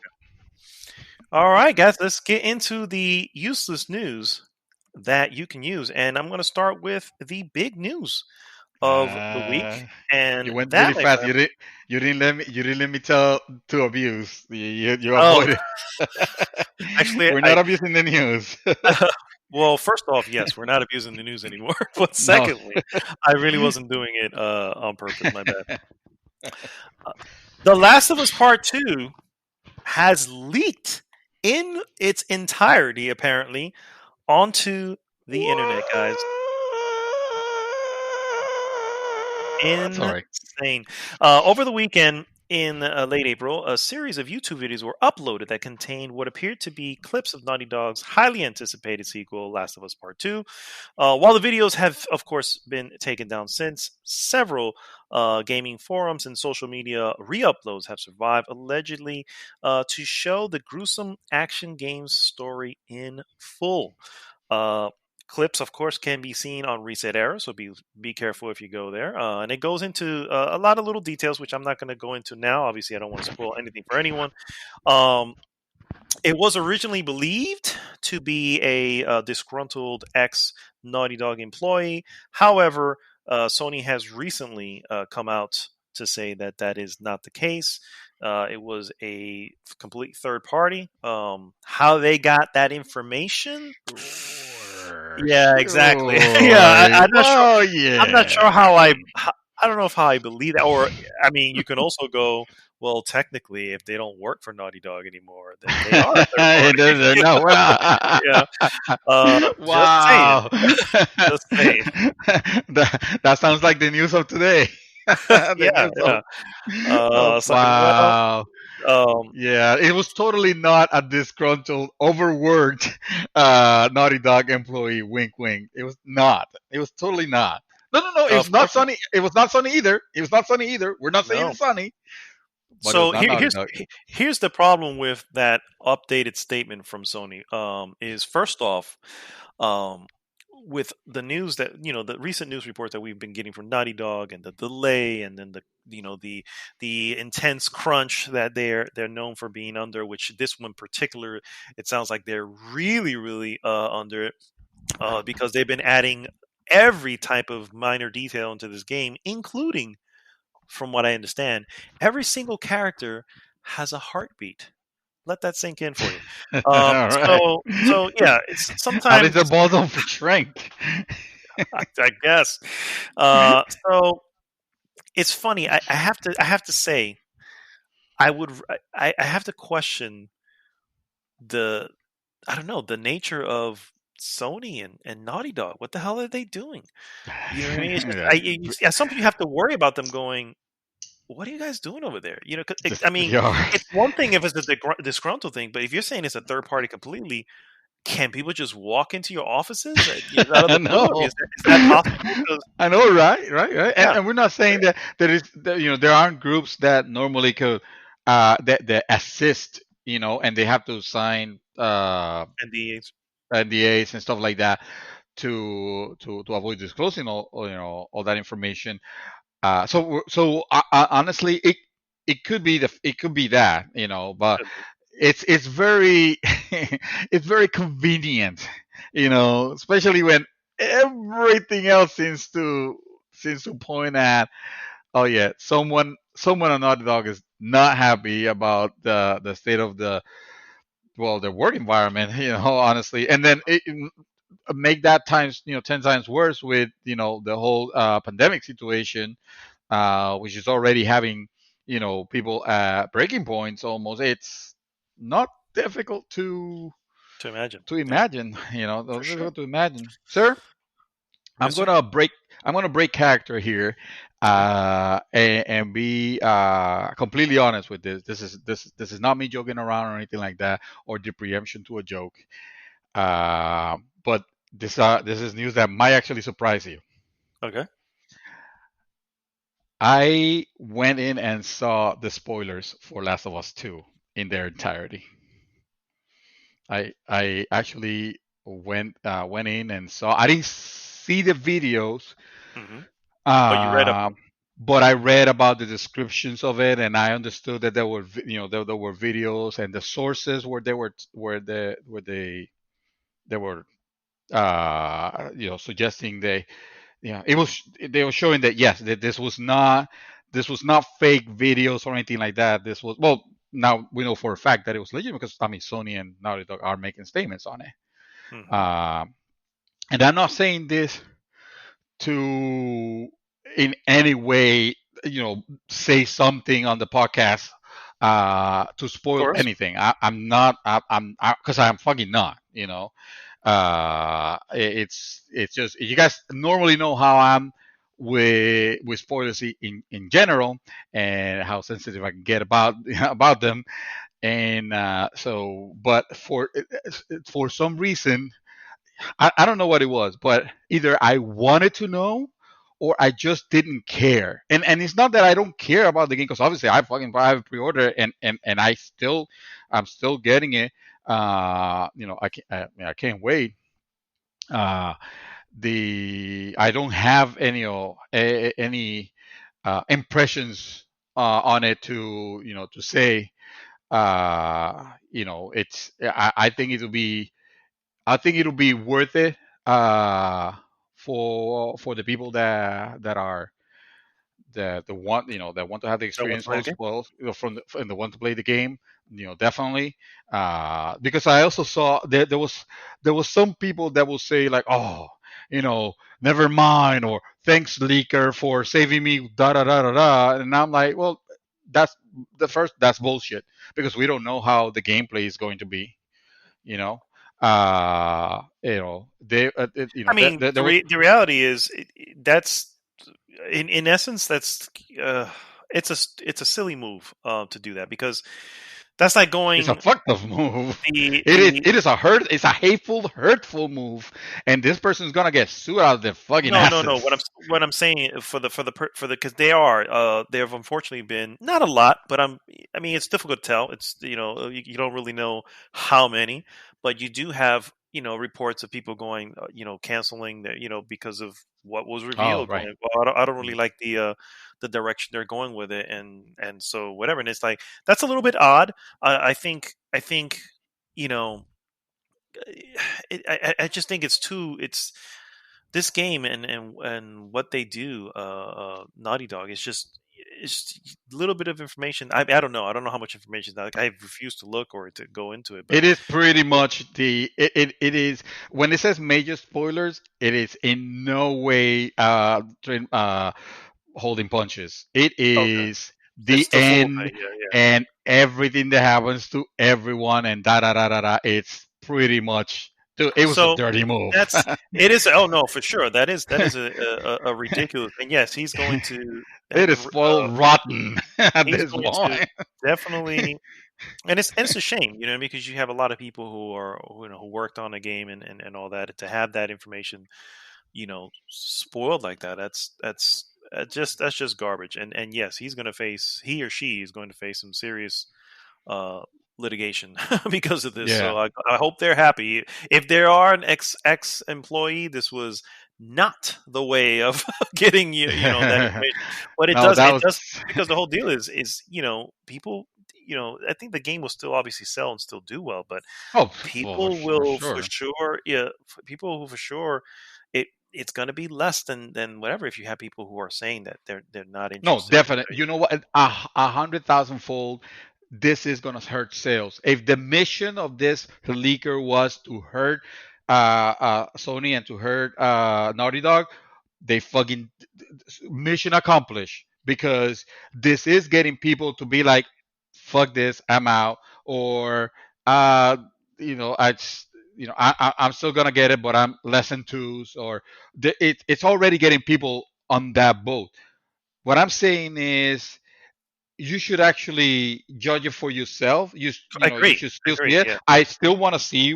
I still want to go in it and see it because it's like watching.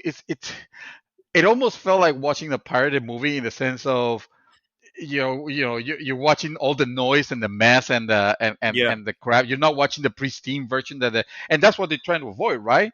Mhm. And having a and you got to be careful where your sources. If you're on Twitter, if you're on this and that, on other game forums, we are very we're very strict with spoilers on the GG group. Um, but there is a chance that like one sentence could ruin it. So you got to be careful. You gotta be. This is the time to disconnect. Put your blocks, whatever. The game's not coming out until June, 20th. So just be careful of what you read. But definitely stay tuned for it because, I think calling it canceling pre-orders now because of what you read, it's premature. You might be told, this happens, but you don't see how it gets to it, and judging it just because this happens, it's yeah, It's it's not premature. the right Like you way. said, Yeah, yeah. it's yeah.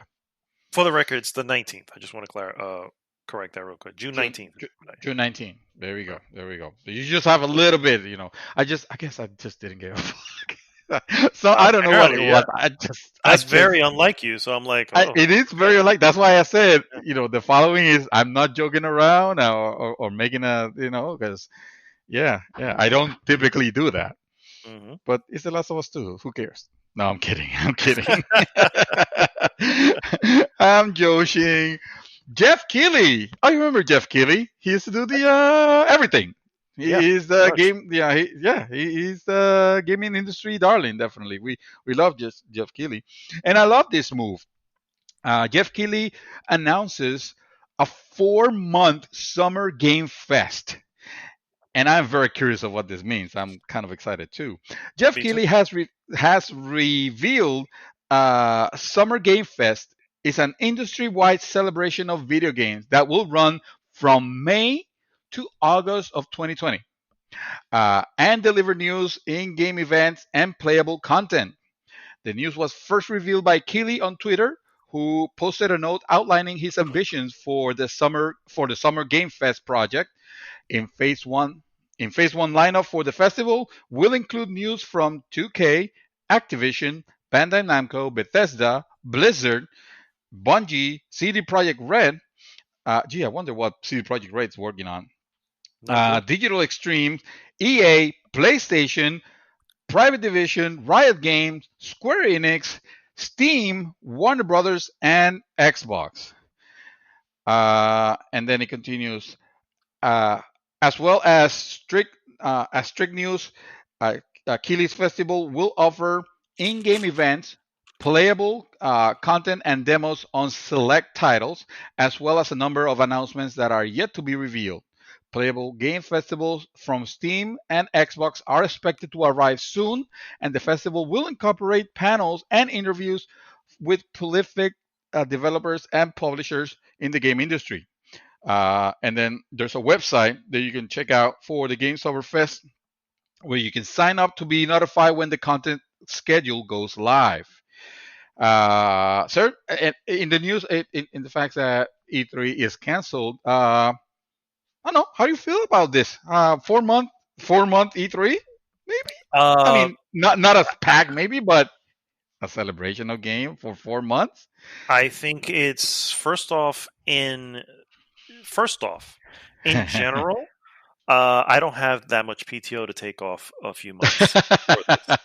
I'm not sure how I'm going to get around to enjoy it all, but no, seriously, the thought of them. First off, the thought of him doing something to make up the large gap that Gap. not having E3 and then the fact that E3 was changing anyway, even he didn't like where the direction where it was going. Just the fact Mhm. that that was happening and he would do this is awesome. It's just absolutely Oh, great. It's just so like, good. and then throw into that, in the time of right now with COVID-19 and people being indoors and having something like this to look forward to for gamers all around the world, uh, is again, I mean, it's absolute genius. It's like, I don't know what it entails. I'm not sure how it's going to get out, but I am excited. I'm for sure excited. I'm for sure excited. I'm happy that's even a thing. Um, I wonder if this was him reaching out to the individual. It sounds like it is because I mean, you Mhm. see the list of names there. It's like he's reaching out to all these companies saying, look, guys, obviously this is not going to happen this year with E3. We don't know what the future is going to tell E3, but you still have your consumers out there who are definitely into what you're doing. And as we know, for the most part, when it comes to purchasing games, uh, gaming is not, I don't want to say recession proof, but definitely can survive in a recession. Um, Mhm. if it goes further, I don't know, but at this point, it's something that if there's one thing that all companies are touting right now is how much um, traffic they're getting from everybody just being home. This is just what they're doing all the time because what else is there to do? And so yeah, no, for sure, I'm excited. I'm excited to see what it's about and Anything that has like live playable demos that suddenly you can download and play it, it just throws me back to uh the well, not the early era of E3, but the mid mid era of E3, 2007, 2008, maybe 2004, around that time, uh the early aughts. where the early aughts and the late aughts, where you will watch a trailer for the next game and be excited, and then you can just download that game right now there and play it as if you were there, Hmm. at E3. And what's the measure of this? If it's if it we don't know.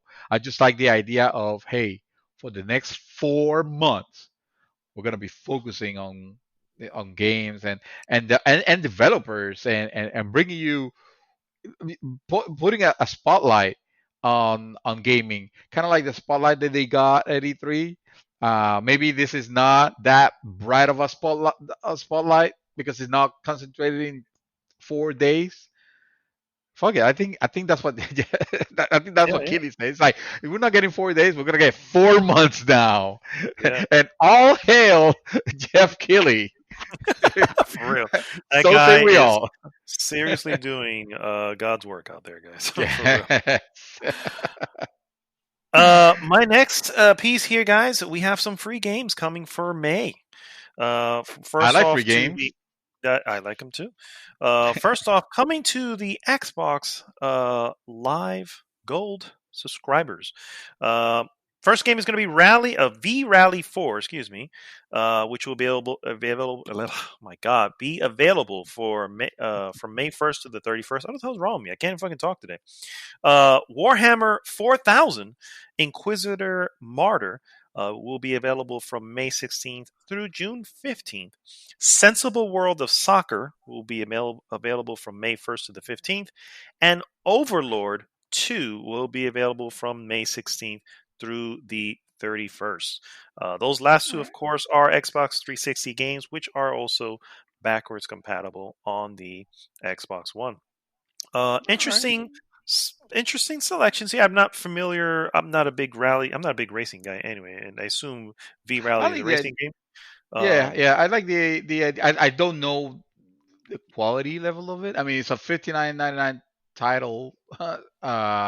Not so it's that full money has price, yeah. anything to do with with quality of it, but it But better, it kind of does sometimes, yeah. it So kind of does sometimes. yeah, I can't disagree with you there at all, sir.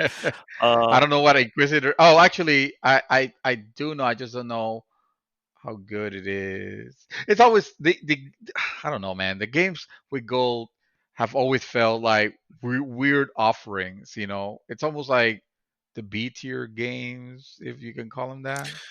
It's funny you should say that, sir. Let's take a jump over to PlayStation and see their games for May Yeah, of let's. 2020. First game is Cities Skylines, which was What? originally Sir, released in 2015. you need to Uh, play that. You need to play that, sir. Please download it. I want your I impressions. I don't know if I can get It's into a that particular kind it's a of game. city build. It's something I different. And know. you got to get out of your comfort zone. That's how you discover new genres. First off, it wouldn't be the first time I get into a world building game, and the last time I got into it, I wasn't a fan. So Oh, come on. it's just not my type of. It's really just not my type of game. It's not in any way Um, a knock ooh, against it. Being a game, or whatever. It's not a knock against it at all. I'm sure it's great. I'm sure people love it. Um, Obviously it's coming it came to the console originally in 2017, but now it's going to be free. So it's actually obviously pretty good. 6 million copies were sold overall, so that's actually pretty good. The pretty second good. game is probably the one that I will download. No, I don't know. Probably not. And that is Farming Simulator 2019, guys. What? Because when you're not deer hunting, you're definitely simulating a farm, guys. God That's what we're doing. bless America. This is the one that you decide to, That's a joke, lay sir. with. That is such a joke. I have zero interest in any of the free games this month. And honestly, believe it or not, a story that goes along with that is that people are not happy with the selections for PlayStation this month at all. Really? I personally, that doesn't matter to me. Those games, it's cool if you get when you get them and all that, but I'm not gonna Dude, I'm gonna harangue be the anybody first one for the to selection. admit that I was very disappointed with when you guys remember when SimCity when EA SimCity came out in 2013 and it was a bastardized colossal disappointment of a game, and I thought I wasn't gonna have a SimCity game anymore. And then comes City Skylines and makes the perfect sequel to SimCity. They just can't call it SimCity, but my God, that game it's great. It's awesome. It's true though. Might not be for everyone if you're not care about. I mean, you should try it anyway just to see if it sparks something.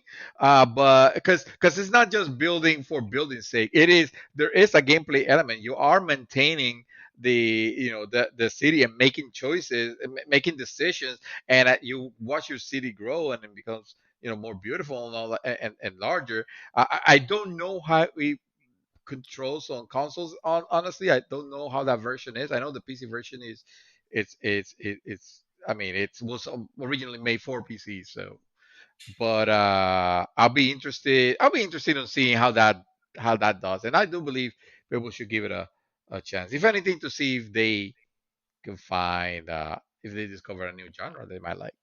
That's how I For real. discovered strategy If it's games, that I free, like strategy why not? games, So and it's free. Exactly. uh you know what else is not free? Google Stadia. I'm gonna I'm gonna go ahead and bring this one up. Although I kind of wish I left it to you because I think you oh, can bring it up with a little bit more. You know what? Take it home, my dog. Talk to us about Stadia, please, and I'll take the so next one. first off, I actually sat and watched the entire Google No. Stadia Connect. Yeah, yeah. It was only like 15 minutes long, less than 20 minutes. I don't Oh, remember. It was there it we wasn't go very then. long at all. Yeah. So yes, Google Stadia had a little direct because sure, why not, right? Hey. They are a console, sort of, maybe, I don't know. And so Google is going to be this just some of the announcement that came from the Stadia event, which side note, just from my own personal for seeing it, I'm gonna say that wow, that was it. I don't know who that was for. I really don't know. I don't know. I have no idea. Anyway, so here's what they're announcing. They're People that bringing haven't played Battlegrounds. Yeah, sure. Yeah, exactly. Google's bringing PlayerUnknown's Battlegrounds to the Stadia and is promising to launch several EA games this year. Promising. We don't even know which ones. And there was a few that they showed off, but nothing concrete. Uh, PUBG itself will be free for the Stadia Pro members and will include a new the new Cold Front season pass. Stadia free members will be able to purchase the base game for $20 or bundle with the season pass at not $20, $29.99, and the other one was $39.99. This isn't free to play. I thought it was free to play. That's how it's listed here. This is coming off of No, no, I'm wrong. I'm wrong. It's not. It's yeah. not a free to play game. Yeah. I don't know why I was Uh, thinking it was. No worries. Alongside PUBG, EA is going to be bringing Jedi Fallen Order, Madden NFL, FIFA, all these games that are guaranteed to move units anyway because it just is. There's no exact date on those release dates for any of those. Sometime later this year is all we've got from them. We also saw some other games, Crata, which is a collaborative game creation and sharing platform, which is like very similar to It's like Dreams. Dreams, Yeah, but exactly. crap. But yeah, No, that's not exactly. fair. I don't. We don't know that. A But I mean, co-op it's game, Stadia. co-op game called Get Packed, which is going to be available. It's actually available now. It's at $20, 19.99. Zombie Army 4, Steam World Heist, The Turing Test. Will all be available as of today, the May 1st, and then Thumper will actually be leaving the Stadia at the end of April. So it's actually already gone. What? So What? yeah, yeah, that's They're that. taking games away? I, sir, What? They're again, barely I games don't. in this. What? That was the I, announcement. Hey, by the the way, you're no longer going to be able to play this game. Have a good it's day. enjoy Thumper for now. uh, well, Wow. obviously, if you purchase the game, it'll always be available for you because you've purchased it. However, it will not be in the store to purchase for whatever reason, guys. Like I said, it was about 15 minutes. None of the games I know why blew it's me not away. there. It's also why is that? Because they don't want to show the poor lag performance of Google Stadia. So Google was like, we're gonna go ahead and let you go because you're making us look bad. Yeah, that's exactly how they look. You guys are making us look bad. Um, I really don't know who these games are for. Some of them looked and felt like mobile games that were maybe put into whatever. Yeah, It just for real. I think I just don't know. I don't know what I left it going. This was for what? What I did think this did not help your product at all. at all no. Yeah, it's like you showed it. You have games that have already been made available on consoles and PC. So Cheaper. chances are, yeah, on top of that, and chances are people already have it. They're not going to buy it again. And if they are, they're not going to buy it and play it on something that possibly lags. You know what I mean? It's just I don't know. I Hmm. really don't know what the obviously they And didn't now mention lag. it might not even exist in a couple months, consider the way things are going. I think I posted it on the group when I made a comparison that Google Stadia is this generation's Atari Jaguar. Atari Jaguar, yeah, you mentioned that. Yeah, and I feel like I screwed up that analogy a little bit. I think the Google Stadia is this generation's Ouya. And I take no credit for it. Somebody actually mentioned, and I'm like, you know what? You're right. That's what it is. It's the Ouya. It's the Ouya all over again. That it is. Uh, and it's just, I agree. I mean, Google. They don't have a lot of patience for things that are not producing money. I think the most patient that they have was YouTube back when it was not profitable. Uh, I don't know if that's a change, but I think it has. I'm But sure it has. something like this, it probably won't see the the sun of next year if I had to put my chips somewhere. But let's change the pace. Let's talk about consoles that do exist or that will be brought into existence. And At first, I was like, I don't know if I should bring this up, but I think it's important. Phil Spencer says no delays expected for Xbox Series X, but game production is a bigger unknown. Head of Xbox Phil Spencer has reiterated that Xbox Series X isn't currently looking to have any kind of launch day delay, saying that it's in line with where we thought we would be. But he has said that production of games themselves is the bigger unknown amid the COVID-19 outbreak. Speaking to CNBC, Spencer made clear that that the Xbox hardware development was continuing at a somewhat expected pace. The quote says, "The teams are doing a really good job at keeping our hardware on track. On the hardware side, we feel things are good about our plans. There's obviously some impact to schedule, but overall, I think we're in line with where we thought we would be." However, Spencer made clear the game's production is less predictable because of its less centralized creation. And the quote says, "I say the bigger unknown is probably the game production. Just being just being honest, game production is a large scale entertainment activity right now. You have hundreds of people coming together, building assets, working through creative. Okay, that's the end of the quote. Uh, it's worth noting that Spencer isn't saying that games delays are coming, just that they are harder to predict. We're learning every day, he continued.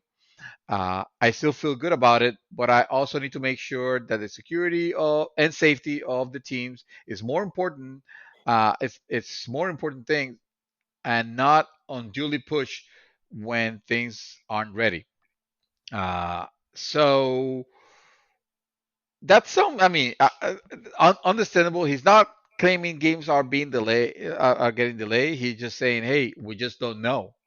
And the reason why I brought it up is because it worries me a bit of, "Hey, here's a new console where the probability of games coming out, at launch window might not be certain." Hmm. We don't want to repeat the Xbox One X, the Xbox One X. Yeah, I said that right. The Xbox One. Sorry, I knew I messed that up somewhere. The Xbox One's mistake, not the TV mistake, but the, hey, where are the games? They have a bunch of studios now. They supposedly are working on a bunch of titles, and I definitely am interested in seeing what's coming from their from their from the farm, but from the stable, I meant to say. Hmm. But that said, if you're going forward with plans to release a console, but you're not so sure of if the games are gonna come along with it, then I don't know, man. That sounds like a sticky situation to be in, and probably not. I think it's I the think whole in this ecosystem as a situation, whole should be coming out. yeah, I think I think he's just being honest about Oh, he what always is. I everyone trust that. Yeah. not just Microsoft and Xbox. I think that's a problem that probably most likely Sony and PlayStation are going to have, Nintendo are going to have, Mm, probably more Nintendo than anything else, because if there's one thing Nintendo still is a big part of, is physical media. While hmm I think a large portion of PlayStation and Microsoft Xbox uh, consumers have already bought into doing digital. You know what I mean? And while Yeah. you can do digital in Nintendo, can for sure do that. It's not the same, and they're kind of so.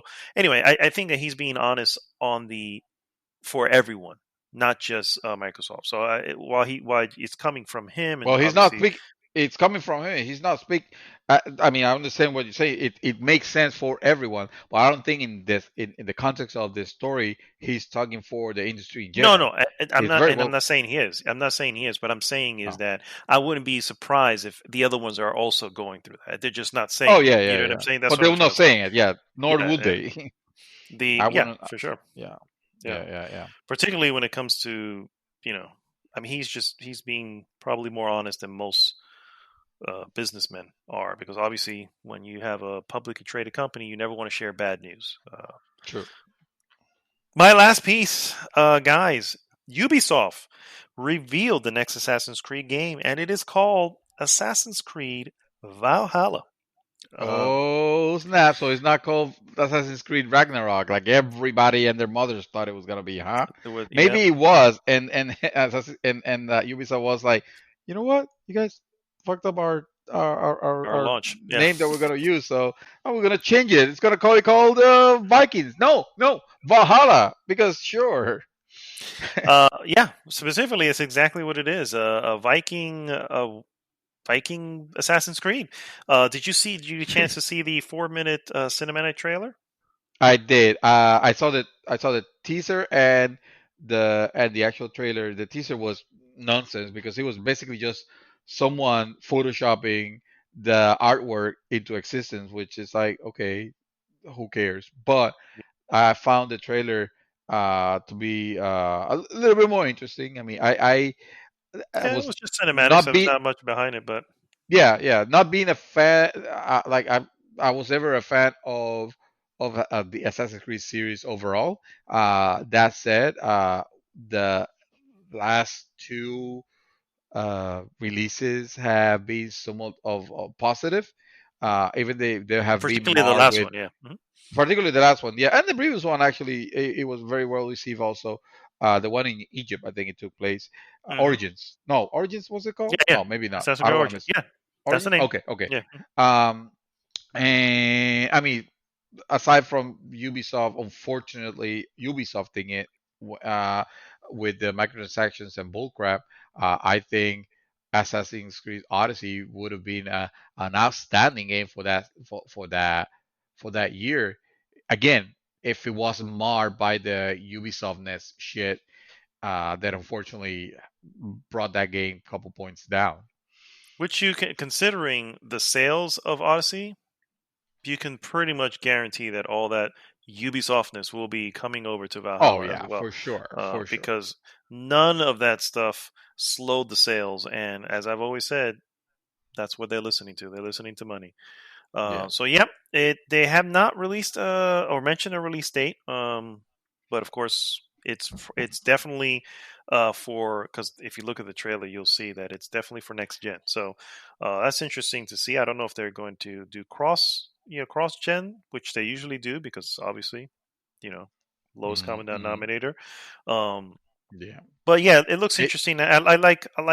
It's funny how so many things seem to be going into that Norse, mythology era thing. the Yeah. yeah. Well, I don't know if it's mythology in this end, but definitely the the that particular Viking lore. You know what I mean? With and you have shows that are doing that too. You have obviously the show Vikings. You have a couple of Netflix shows that are of that time.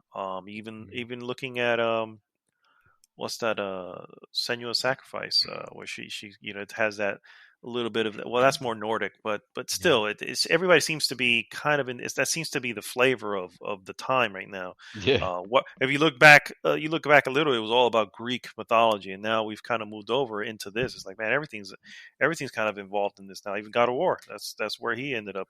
He literally transitioned from Greece to to Norse. Two hours. So And good. so yeah, that's so crazy.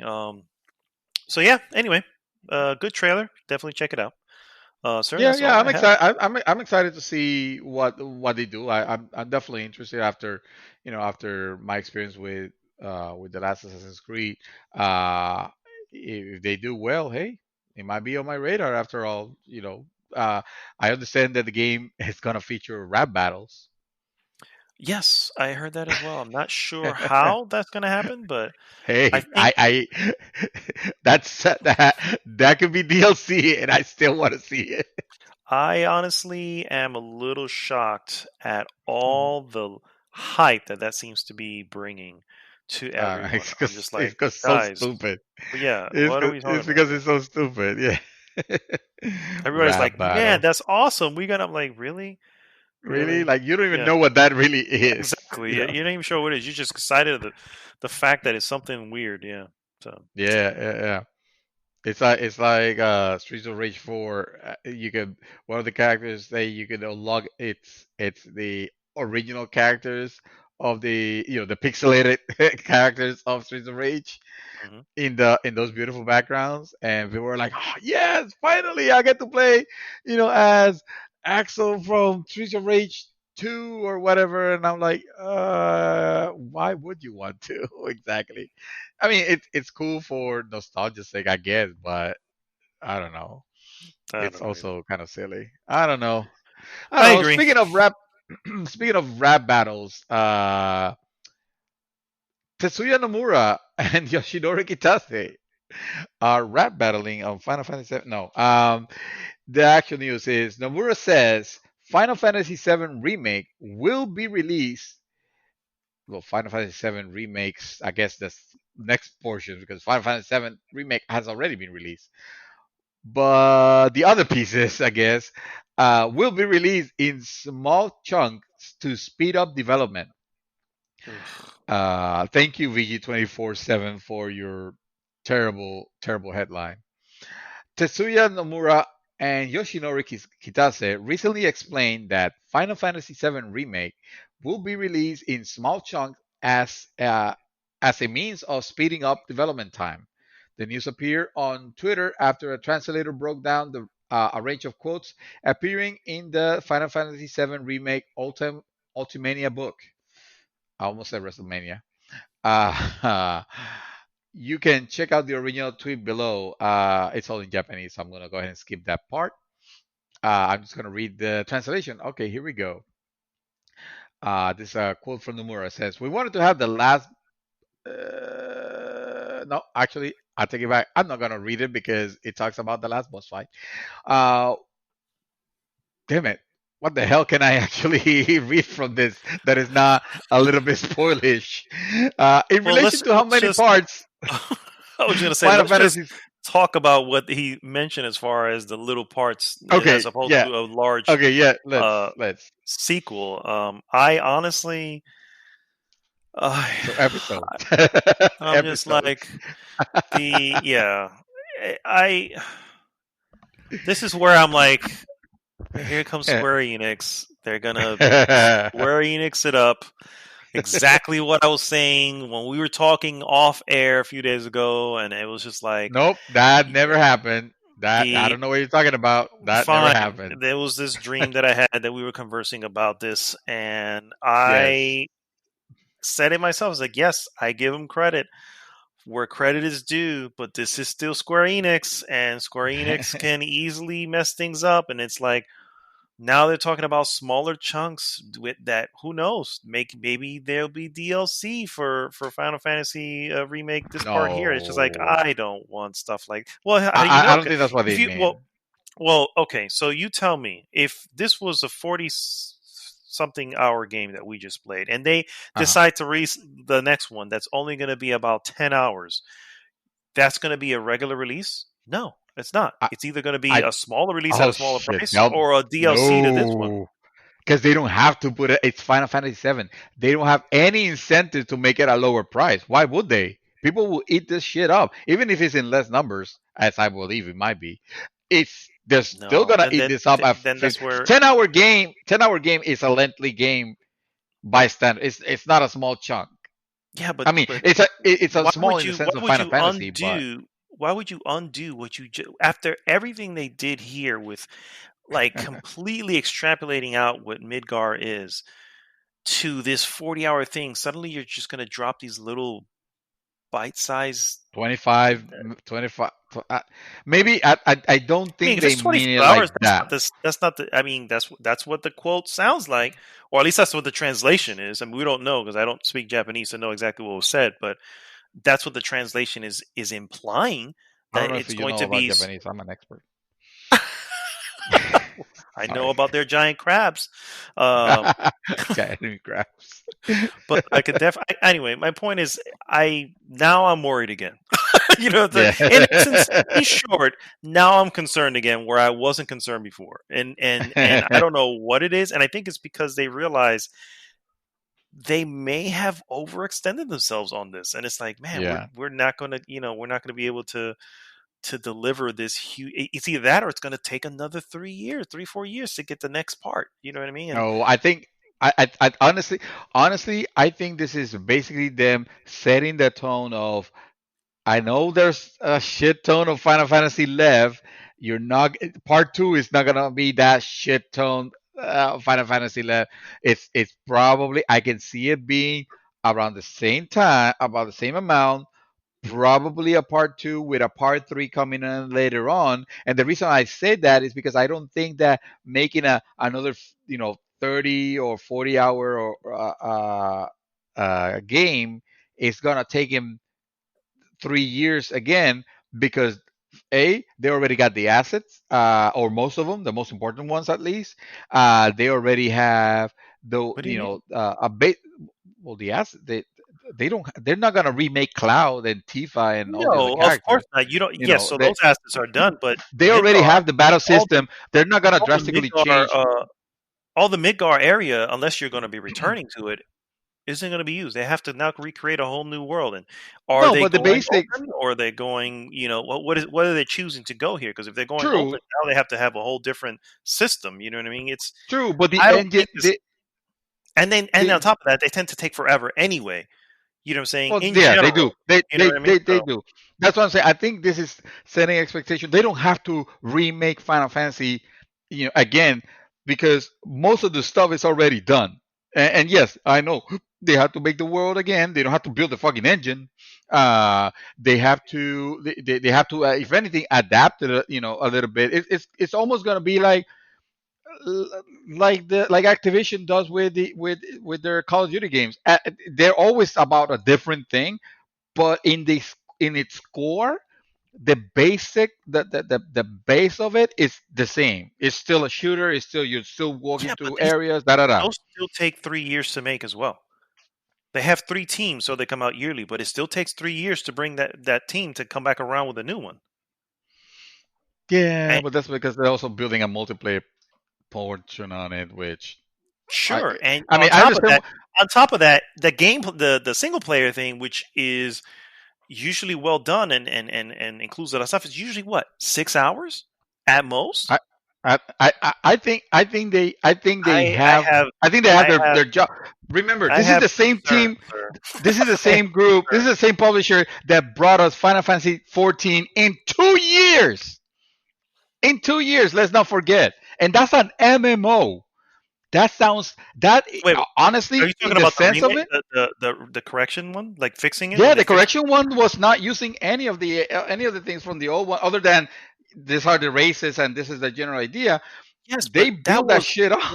that was one scenario out of how many? Dude, How that's an long? MMO though. That's something that the reason why this Answer is my question. impressive is What was because the that original never name? happens. What was the original name of Final Fantasy for 15? 14, you mean? Oh, Final No, Fantasy Final 15? Fantasy 15. What was the original name? 13 versus something like And that. when was that supposed to come out? It's like 2011 A long maybe, or time something like ago, that. essentially. Talk to Yeah. me about Kingdom Hearts. How long did it take that game to come out, dude? This is their mo. They take forever to do, and don't get me wrong, it's for good reason. Because if you look at the final product, even Final Fantasy 15, as boring as it may be, it's a gorgeous looking, boring game. This last one is a gorgeous looking game. Even Kingdom Hearts 3 is a beautiful looking game. These are and they run extremely well because they put all the effort into making sure that runs smoothly. There I is know, but no 10 way that hours they're going though. to 10-hour the what? chunks, bro. But 10 No, hour no, I'm not. chunks. I'm not saying that 10 hour chunk, but they're saying they're going to be. They're saying they're going to be shorter chunks. That's what they're saying, right? That was the thing. They're Yeah. going to be smaller versions of it. Yeah. How much? That can mean What? same time and 4 parts. That can mean that. They honestly, they don't know. They're saying it. We're doing it as we I go. have So that can concerns, mean sir. that. I'm telling you.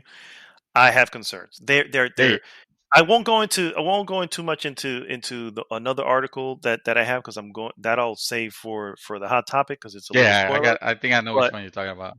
but at the same time, it's like again, it feels like they don't. And also keep in mind, this entire project was in someone else's hands at one point, and they completely took it away from them and has started all over again.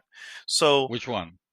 Final Fantasy the VII Remake. This was given to someone else. Somebody else was working on it alongside. I can't remember their name now. I have to look it up. But there was another team I did that not were know that. yes, it was in their hand. They completely had to restart over or redo something, whatever, somewhere in the mid, or maybe it wasn't a full restart, but essentially had to start. They basically took it away from them and continued it on their own. And it was at Well, my that point, it was understanding was that the battle system was the thing that took the longest time to figure it out. And once they got that packed down, then everything else was going out a little bit more speedy. That's my understanding from the news it and will from the reports that I've read, that it was all the battle system. So, and I have no reason to think that they're going to change the battle system. no, and that would be silly because they have a great battle system here. Of all the action oriented things they've been trying to do with Final Fantasy, they finally nailed it here for the most part. Yeah, yeah, Why would you? Why would now you're trying to reinvent the wheel again if they try to change it? And yeah. yes, I get that, but I still don't think they have a laid out plan as to what they're going to do with the next part. No, I they don't. honestly, They definitely don't. yeah, They're yeah, saying it. I that's what I'm actually saying. didn't If read at you the not bottom have where that, if you it don't have says that that. already set in place, you don't even know where to start building. You see what I'm saying? It's like we don't even know where to start building because we don't know where we're going. We don't even know what part of the next part we're going to even do. That's what I'm saying. It's like either they're going to come out in these tiny little bite-sized whatever, and 10 when I say hours. bite-sized, yeah, 10, 15 hour, whatever, and let's be real. After this game, you give me the next part, and it's 10, 15 hours. Yeah, I'm gonna suddenly go. There's something missing here. You know what I mean? I think the other portion of this game is missing, but it I don't want to dwell on it too long here. But I think we're gonna get another 50 hours and or 30 hours, whatever was in real and why time. are they? It took me Yeah, 50 hours, I think you know. maybe they're misquoting them then because that's not how it sounded when I think they're just saying, "Hey, listen, this is not gonna be part two, final part. No, this is not gonna be your Final Fantasy. this after this, it's gonna stop. There's probably gonna be a third. I think the speculation is that and they're saying it also. I should actually read it so I don't sound like I'm making this up. But their quote, their actual quote from it says, hold on, let me see. they said it's not Uh, DLC. The next part is not DLC. It's going to be its own standalone game. So at yeah, least we yeah. got Basically, Nomura is saying that if they focus on shorter stories within the overall story, let's say focusing entirely on Junon alone as a crazy idea, it'll be much faster to develop as opposed to taking the OG story in big chunks and developing those as whole installments. In that case. We're going that to way. have a series that goes. We're going to have Final Fantasy 7 2, Final Yes. Fantasy 7 3, and it's going to go all the way up to Final Fantasy 7 15, basically at that point Hey, because it's like how they're many gonna parts? they're gonna milk it for all this worth. I guess so. You wanted a remake? Here, take a remake. That's okay because you already played the original. Yeah, true. All right, guys. With that, everything's just falling around me here. With that, we're gonna take a quick break, and we'll be right back with our hot topic. Hot topic.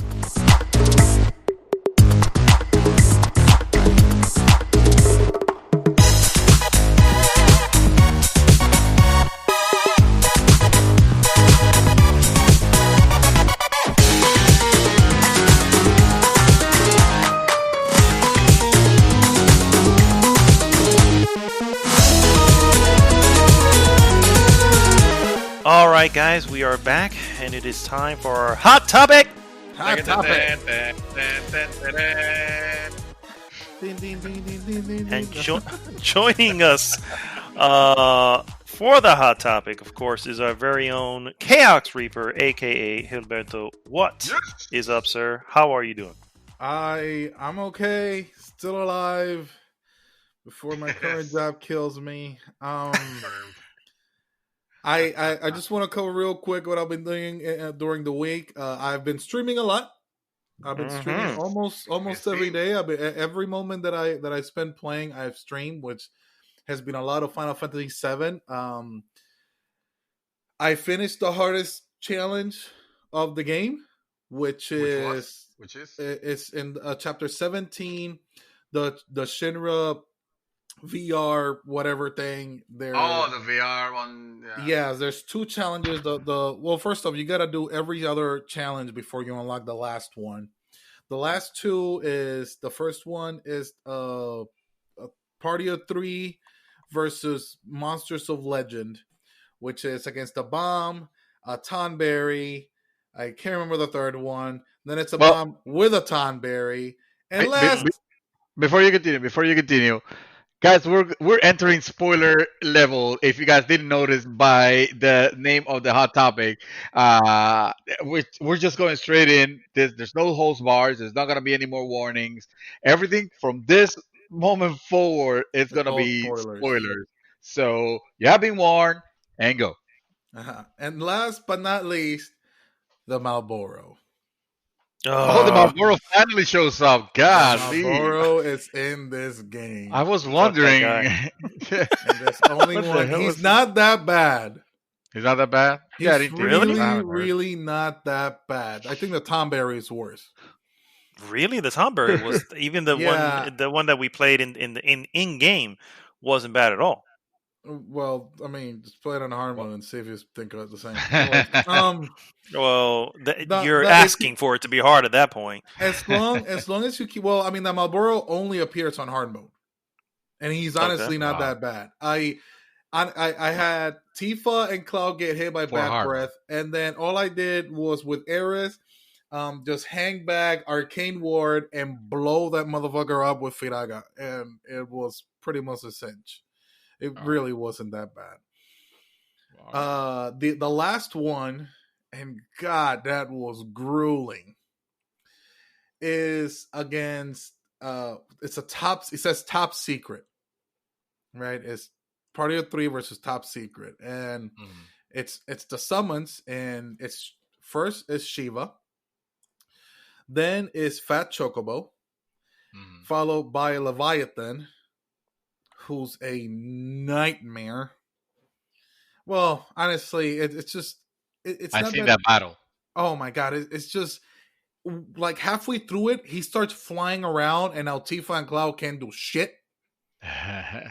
You know, and you're only getting 50% of your MP back between fights, and that's quickly followed by Bahamut. And you start the fight, and Bahamut is hitting like a fucking truck. He actually he casted Mega Flare on me, which the final weapon. Each final weapon has a skill code reprieve, which if you get hit with a lethal blow, you won't drop past 1 HP. Wow. Right. So all my members are like down to 1 HP right after that. Aerith quickly heals them back up, and then he summons Ifrit. And that's okay. I'm not gonna lie, and I actually wanted to say this, and I'm gonna mention it on stream the next time I stream as well, because I one-shotted all of these challenges. I did not fail them at all. I finished them in one go.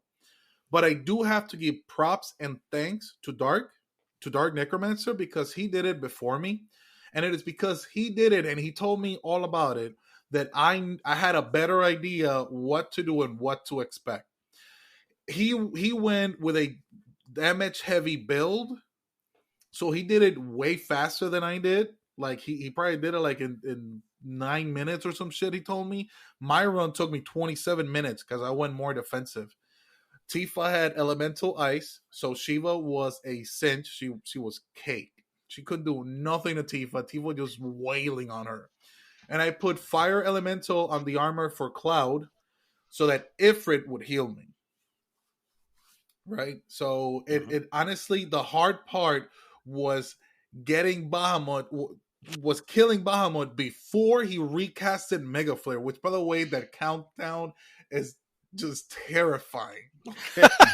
I can imagine if you're just seeing it on screen, you're like, son of a bitch, hurry. Right. And you're screaming at the character, why don't you get ATB? Because that's me. It's so frustrating sometimes. Is Mega Flare fire based? I forgot. No, it's not elemental. No, it's not elemental. But Ifrit is completely fire, so he's healing Cloud up out the ass. So honestly, Ifrit wasn't the problem. As a matter of fact, I was angry that Ifrit wasn't attacking me enough. Like, I need So you heals, can bro. help. Come over here and slap me a little or something. Like, he's like way over there. I'm like, you're a dick, man. So I'm seeing the countdown for the second time, right? I'm seeing 5, 4, 3. I'm like, oh my god, oh my god. When it said 1, he had very little HP, like almost nothing. And I'm attacking with Cloud, do the combo, and you know there's like this recovery time when he lands the last hit before you can attack again. Mm-hmm. I thought it was dead. And Aerith out of fucking nowhere, like just pelted him with a little ball and killed him. Nice. I'm For the expecting win. to die. Yes, I'm expecting to die. And all of a sudden, I see Bahamut has been defeated. I'm like, oh god, oh jeez. Like now I can't breathe. Oh fucking hell.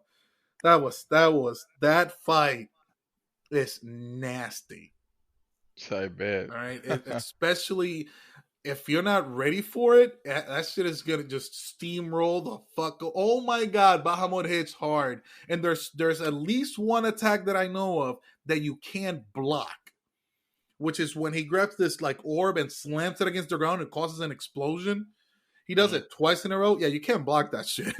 Wow. So the very last fight is called Pride and Joy with this mech that like at least 3 or 4 of his attacks are fire based. So I wasn't that worried about it. And even with that, he's really not as bad as Bahamut and Ifrit. So as long as you have some MP that you can cast some thunders or tundagas with Aerith, which by the way I keep forgetting that she has an MP draining move, which I really, really, really should have used. Oh, if there's one thing I realized going into, I would say it took me 46 hours for the record to beat it. So I would say somewhere around the late 20th hour is when I was just like discovering stuff that I was like, did they say this before? Did they mention this in some sort of thing and I just missed it? Why did I not know that this was even there? Like what? The simple shit, like the freaking the shit for Cloud when you're on not operator, when you're in Punisher mode and you put your blade up, you know what I mean? You're basically ready to. What is it? Counter. It's a counter. The counter. Yeah. So and I'm gonna go in the beginning. Well, that shit must have went really quick by because I was just like, why did I not know about this until I didn't just even know. now? Isn't that a materia? No. There is a counter materia, but this is an actual. Materia. No, there's also a counter. There's a parry. There's a counter as well, or counterattack on one. But he actually naturally Cloud has a counter, which actually works extremely well, and he actually has 2. One of them is on operator mode, not operator in punishment mode. You're basically how you normally would block. You're not actually blocking. You're standing for countering. You're bracing yourself to counter. Yeah, I use that a lot, but I didn't know it was anything special. Oh yeah, that I was doing. Oh my god, hell yeah, dude! It opens up. It just opens up for thrashing, and then you have the other one, which is a little bit more skill based, which is the switching to Punisher mode on a strike when somebody's about to strike you. So that's kind of like a parry almost, which I think Dreamy you probably wouldn't even like using that anyway because you have to do it as they're hitting you at that very moment. But that opens up for a great. Counter hits and there's just little things like that, that basically has 3 if you count the skill. That's what I'm talking about. He has a skill. Oh, he has a skill, not a materia. Yes, he does have I'm sorry, it was not a materia. It was a skill. Yes. And actually, I didn't know this, but counter stance actually counters projectiles, whereas the other 2 do not. Don't. Yeah, they only counter actual physical attacks. Yes. The other one can counter, magic, and stuff like that. So yeah, it's just little things that I realize. I'm sorry, you're no. Okay. No, you're still saying what you've been doing. Yeah. So I stream all of that, and by the way, the item that you get is completely worthwhile. So you get an accessory. First off, you get 2 refocused materia out of this whole shebang, right? And the last item you get, I can't pronounce it right now because it's probably based like in Norse mythology or some shit, and I don't remember the full name, but I can tell you that it gives you a full limit break as soon as the fight starts. Oh, Yeah, nice. So you the start every necklace fight of with a Gomorrah or limit some break. shit like that, or Gomordan Nice. or something. I Something, don't yeah, know. yeah, something like that. And this is when I decided, like, now I'm going to continue like the full story on hard mode. Mm. So Well, yeah. If you have that, yeah, it's gonna be it great. It's gonna be literally great. trivializes every small encounter you have. Not the bosses. It does take a good chunk of health from every boss, but you still have to respect the bastards, all right? They will fucking kill you if you don't. Absu went ham on me the first time I saw him. I thought I had this dude like dead on his tracks. No, sir. He really wrecked my shit the first time I saw him. Like, all right. And Dark's the whole time like, you gotta respect the bosses. I'm like, all right, I will.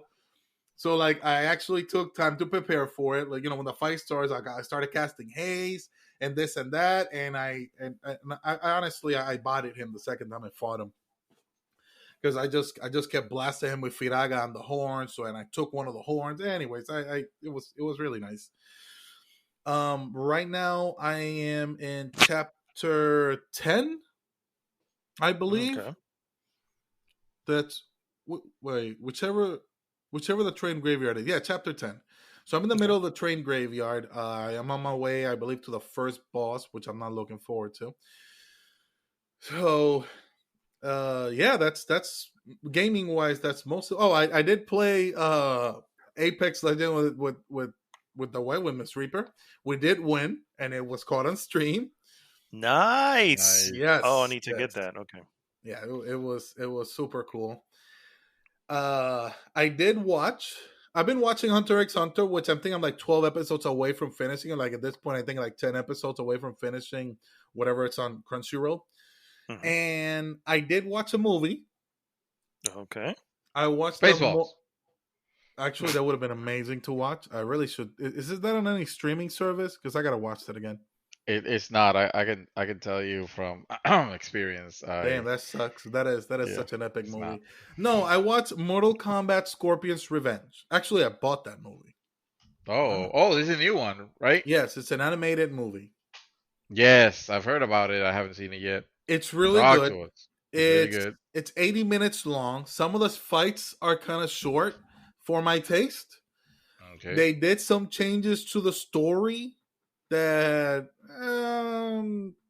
It's Mortal sort of Kombat's always okay changing. with. I mean, it really doesn't matter because the story of Mortal Kombat overall is kind of a shit show. It's really all over the place. Anything past, I would say 3, but maybe 4, because 4 even had some things that made sense. But anything past 4 is just it just derailed so hard. That's when they kill Liu Kang and he comes back as a zombie, and a whole bunch of weird ass shit happened. So that's why. And honestly, I was talking to Dark about how many times they're gonna reboot this, and like, well, it's a fighting game, and if you want to keep bringing characters back, at some point you're gonna have to like start. You're gonna have to keep rebooting everything. So like, I don't know how long this epic storylines for Mortal Kombat are gonna last, because apparently they're gonna run out at some point. But whatever. So I did watch it. It's really good. They don't overdo the X-ray vision. Although at some point I thought it felt kind of like it was, but no, they relax on it. And the opening fight scene, it's amazing. And obviously it's Scorpion's revenge, so everything's a lot of it is focused around Scorpion and his story. But it does take place during the first Mortal Kombat tournament. Okay. Yes, so it was pretty cool. Johnny Cage is absolutely hilarious.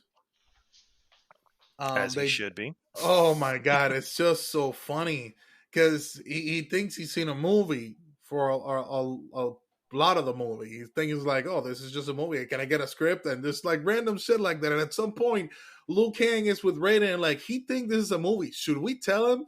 And Raiden just says like, no, his path, like very serious. His path is one of discovery. Plus, I find it amusing.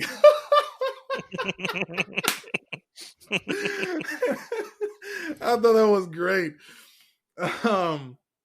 But yeah, that's pretty much what I've done for this week. Nice. All right. Sir, a recommendation from myself and David. When you have a moment, you have Netflix, I'm sure. You need to watch Extraction Oh yes, it's on my and give list. us your thoughts. And give Yeah, us your it's thoughts. definitely. I want to watch it. It's Okay. on my list. All right, guys, let's continue with the hot topic. Thank you so much for that, Mr. Chaos. The hot topic, and again, guys, we're just going to really go into some deep spoilers, particularly with the ending of Final Fantasy VII. The controversial ending. Yes, very controversial, and I remember hearing this prior to finishing the game, and I was just like, God, how what the hell? What's wrong with people? How bad can it be? What could they have done? What could they have exactly? done? What did they do? What could they have done to make everyone so upset, right? So we're going to talk about that. I know Dreamy already gave a spoiler warning, and I'm going to give the last one here. We're not going to hold back, and I'm not going to mention spoiler again after this. We're going to go right into the ending, guys. First and foremost, I don't know if any of you guys saw that coming. I first of all, let me lead into how I got to that particular point. Because I was just already. First off, I love a lot of the end, right? The highway sequence and the battle you have on the highway with the big machine thing. I can't think of his name right now. Motorball, I believe his name is. So yeah, and that was a great fight. It was like, okay, we're coming to it, and I already know what's in my head, what should be coming next. By the way, that is the last boss fight before you leave Midgar in the original Motorball. It is. Yep, that's what I was saying. I thought that I was like, oh, I guess this should be where we're ending, right? Right. This is it, right? Nothing could be further from the truth, guys. There's easily at least another 5 boss fights at that point. You got a solid hour left of game after that. I think you're being really you're lowballing it. I don't think there was an hour after that. It was a good chunk. I was like, wow, this is still happening. Hello? Can you hear me? You sounded kind of robotic there for a second. I don't know if Dream heard you the same way. I'm sorry. Yeah. You go in and out, but that's fine because he still gets his recording. Okay. Awesome. Yeah. Okay. We just can't hear him. sorry, guys. Anyway, at that point, everything gets turned on its head, guys. Evidently, they go against fate or destiny, and start this really long battle, an annoying battle. To be fair, as well, there's some annoying elements, literally, in that last battle that where I just got frustrated. But overall, and then of course you fight Sephiroth, something that never happened in Midgar. No. You'd even really talk about Sephiroth until you left Midgar. So yeah, you don't see Sephiroth until you get to Calm Town and Cloud retells his quote unquote story. Yep, exactly. That's another thing. We've been seeing elements of this story throughout. Guys, what do you Dream? Starting with you, what were your thoughts? What do you think of that? What do you think of that ending? Controversial ending. What do you think? I was on the camp that it didn't affect me, mostly because I did not remember. Like, I know that the game was was based on, of course, remaking Final Fantasy, the original, right? But none of the things hit me to where I could remember. Oh, this happened. This is what happened in this section. So therefore, this is what should be happening here. Like none of that hit me. All I knew, the things that I remember being out of line was that fight with Destiny itself, and it's because basically it's being shaped by the Whispers, which are, I guess, the little guardians of Destiny itself, I guess. Of Destiny itself, of the future. Let's say of the future. Yeah, exactly. So when I fought Sephiroth, which I remember clearly not happening in Midgar, especially to the way I thought, okay, so what they're doing here is they're obviously taking some liberties, but again, Some. I'm not, some liberties, but I'm not still not.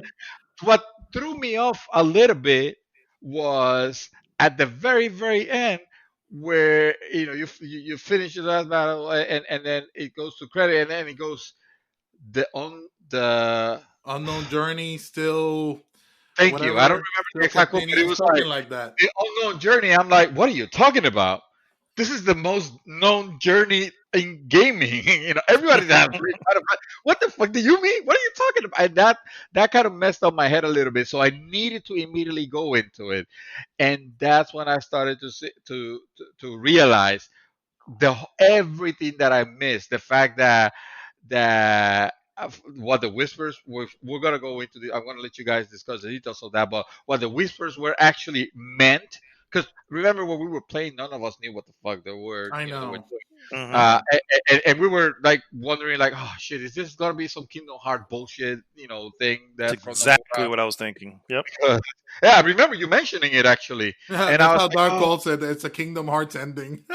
yeah, it's like, well, I would, well, I've never played Kingdom, so haven't been in Kingdom Hearts, and now do I care? But I know that I was satisfied with the ending as it was at first, but then when I realized everything, but it had to be explained to me, because again, remember, I don't remember a lot of things of Final Fantasy. I would like my mind was so blown away that which is exactly what I love when I get reveals like that. I love that I went back and saw videos and then I was like, okay, no, I'm in love. I love the fact that this is they're subverting the fact that you think this is a remake in the sense of, well, they're remaking the game, and that's not what the word remake in this title means. And I thought that was awesome. I love Yeah. that because I know it's gonna piss a lot of fanboys off. So I'm all for that. Well, okay. Mr. Chaos. All right. What were All your right. thoughts of that ending? I I was on the okay. First off, I was on the camp that I wanted a one-to-one remake of the game, right? And at some point, I remember Mad Dog saying that if you were to remove the whispers off this game, it won't change anything, right? After seeing the explanation of what they are and going through the ending and restarting the game and seeing some of the moments when they appear, you could not be more wrong. Well, yeah. Now that we know what the hell they represent. Yeah, and what they were doing, Yeah. which I will What get what into we later think they were on. well, here's okay, I'll let you finish. I was say what we Yeah, think they well, were doing because there's still elements that I still find going, so why weren't they here? But go ahead. I'll let you finish. well, okay, yeah. To the ending, I didn't mind the battle against the Arbiters of Fate. I found that fight to be actually pretty enjoyable, pretty I liked epic. it. Yeah, I thought it was Um, very epic too. the which okay, before you go into that portal that Eris says that if that beyond this portal there's boundless terrifying freedom. Yes. I didn't really think much of it until I finished the game and I did a deep dive into what everything meant, and honestly the consequences of what happened on that ending could be so massive that I don't care what anybody says, this is not going to be the same game that we played 23 years ago, Oh, it already isn't. I right? mean, even before the ending, I Right. would I And would argue this honestly, was not the same game. the fight against Sephiroth at the edge of creation caught me so off guard because they grabbed the very ending of the original game and put it at the very beginning of the story. Yeah. Down to going through that little wormhole and shit. When I saw it, I was like, is this a throwback or are they, holy shit, no. They're legit recreating that ending right here, Yeah. right now. This is so out of place. What the fuck are they doing here? I mean, even down to the cuts between Cloud and Sephiroth. I was half expecting an I know the Omnislash. I know. Yes. I was like, at the moment that I thought he was gonna just do the fucking Omni Slash. And separate. It's like, not yet. I immediately grabbed my controller, like, okay, so I'm gonna have to choose all these slashes. This is gonna be great. I gotta be Kratos in God of War 3. Which, no, that's not exactly how it happens. Cluck does give an absolutely amazing fight right then and there, which it was all cutscene. I am completely okay with that. It looked absolutely beautiful. Yeah, I was tired of fighting bosses. No, I was completely okay with that too. So honestly, I mean, just to see him move like that, I was like, God damn, that was great. The part that and something else that really threw me off is when they go back to Zack and they show him, like, grabbing Cloud and carrying him back to Midgar, and they're seeing all the whispers release. Let's just call it releasing Midgar and everything. That was just like, what so out of left field. Yeah. I don't know, guys. No, just kidding.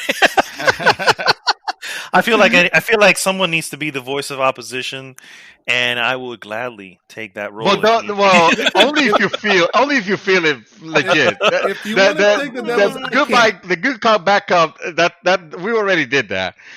Tell us how you feel for real. I can do the devil's advocate because I am so for, because I wanted a 1-to-1 remake, but to play what I've been calling it for now, a pseudo sequel to the original or to this entire compilation, I am so for it. Oh yeah, I'm here too. I'm right there with you, man. So let's hear this hater. So no, first off, let me jump in front of this and say I love this game. I absolutely love everything about it. There are some points that annoyed me, but nothing to the point where it would ruin the game. I really, really did. So much so that I've started over again. I've just basically started the game from the beginning, and hard mode? And just regular. I'm like, at this point, I just want to revisit the story and maybe choose some different choices along the way and see what differences come out. I need my platinum. You want the bad massage, huh? I don't need I want to see what the bad massage looks, because I went with the great one, which was very disturbing for the record. Very disturbing. Honestly, I chose that too, and I mean, that was so fucking awkward.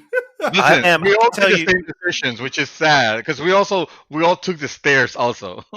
Oh no, I took the elevator. He took the elevator. Yeah. Oh shit! Yeah, okay. Yeah. All right. Well, we'll get there. In my next playthrough, I'm doing the elevator, because I did the stairs the first time. It's so fun. I mean, I do both routes, because at this point I've done both routes.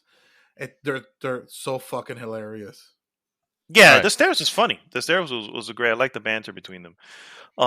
So I get what you guys are saying, and yes, I would be the first one to say I'd rather have a new tale with the characters as opposed to a retread. You know what I mean? That said, at no point prior to that revelation did I feel like this was a retread. You know what I'm saying? It's like I'm getting the remake that I want, and I'm getting a new telling of it. You know what I mean? So I thought they were already delivering that. The ending is really just more icing on the cake, particularly if you like going into the possible, multiple universes or whatever element, whatever elements that they're trying to bring into it. That's fine, but as cool as that is, It's also there's also a revelation behind that, particularly for myself, because I was looking forward to, again, not retreading, but seeing this revealed in a much more better light and beautiful graphics. There's a revelation here that immediately comes to mind, which is, well, I guess I'm not going to get that remake that I was always wanting. You know what I mean? Honestly, no, we're not. Be careful what you wish for. The reality is, as much as I wanted that, this path that it's taking also feels like this may actually be a great path as well. Although, for the record, there have been a couple articles and stuff that have been released recently that makes me feel like, So they really don't know which way they're going. But we're not going to get into that just now. No, it feels more reactive. It feels more like, Maybe, of course yeah, they're listening to the maybe. haters, and they're just this is control basically. No, you know what it is? I think they're just manipulating players' expectations. Oh, that could be Honestly, too. That's a good I point. do not give them that much credit, guys. I'm sorry. We just listened to a Hey, video. they did it on an entire fucking game, and you're telling me you're not gonna give them credit for it? I was gonna No, say for real. yeah, I'm gonna say. I've said it before. I was like, yes, they did amazing with this. Amazing, way, No, way I'm not past saying they did anything. amazing though. I'm saying that they subverted the expectations. Yeah. A whole game that subverts your expectation. Why would they not do it on their messaging? I mean, The just look at the final message they put. The I unknown honestly, journey. I don't give them that. I get you, and they don't. It's so unknown. They don't even know. You don't even know what They don't even know what's going on. They don't even know. is. I hear what you're saying, and I get it, and like I said, I my expectations, or I should say, my hopes for where they take it is through the roof, and I hope that it delivers exactly what they're wanting to deliver. I don't feel. I don't have 100% trust. We just listened to that video that Chaos mentioned, and there was a mention that this was their original intent back when they released the compilation of Final Fantasy VII. And I remember that release, which is why I had to look it up, because I was like, I don't recall. They're saying, they're always thinking of having a fifth thing or something in there. Fifth installment into it. I'm like, I brought up. I had to look for it. I brought up the original Square Enix literacy press releaser, and everything was announced upfront before anything was released, and there was no mention of a fifth part. There was nothing at all. It was just like, yeah, you had mentioned all these like Dirge of Cerberus and Christ before any of them came out. It was like, oh, this is the timeline we have. So that's why I think sometimes, and then if you listen to some of the contradictions that are done in the interview, it's like, yeah, you see, this is why I'm not 100% on what that they know. I feel like they may have like caught lightning in a bottle here with this particular chapter, and now they just don't know where to go from it. You know, they may have bit off a little bit more they can chew than they can chew, but overall, the ending, I dig what they're trying to do. I do have concerns because apparently, we said it, right? We were all, oh man, getting to know these characters and knowing what's coming up, is going to be something to get. And then apparently most of them made it, except for poor Jessie. You know what I mean? know, She's like, why? so why does she get sacrificed? I don't understand. Why does she have to be the one? By the way, Wedge was left ambiguous. Yes, I don't think he survived, but that could be open to interpretation. Because they fade it to black. You hear the glass break, and then you hear what could be his final words, and it's all faded to black. You don't see what actually happened to him. And then later, honestly, it would be as a narrative narratively, it would be a mistake for him to die, because you're saying when that huge piece of the plate landed, did not kill him, but now you're going to kill him off screen somewhere. That's a narrative no right there, my friend. That's so, really, you know what I mean? really weak. So it kind of bothered me they left it ambiguous like that. Oh no, I took it as to say, yeah, he's still alive, and evidently so is Biggs. The only one, although at this point I wouldn't even be shocked if we make it into the next part and suddenly Jesse's fine. Yeah, just like, what the hell? Yeah, I'm like, oh yeah, I was healing somebody, Lord. and somebody took care of me. Yeah, I wouldn't be shocked at this point. So, I do dig what they were trying to do. It wasn't what I wanted, and when it's something when it goes against what I want and still delivers something promising, it's definitely a welcome thing. But I can't help but be a little salty at the fact that this is what I've wanted. When we said it before when they did the stupid demo of whatever on the PlayStation 3, and I was like, holy shit, tech demo. And then here they are. Then I'll never forget the E3 that revealed that, dude. I mean, I was not in tears like a lot of those people were doing, but I was crying internally, I'll tell you that much. And so here we are, and it's just like a little part of me is like, this I is was great. angry as fuck when I saw that it was just a technical demo. They said like, no, guys, we're not doing anything. I was so angry. Yeah, No, he's talking about the real reveal, though. You're talking about the real yeah, reveal. the Oh, well, they re-reveal actually. of Yeah.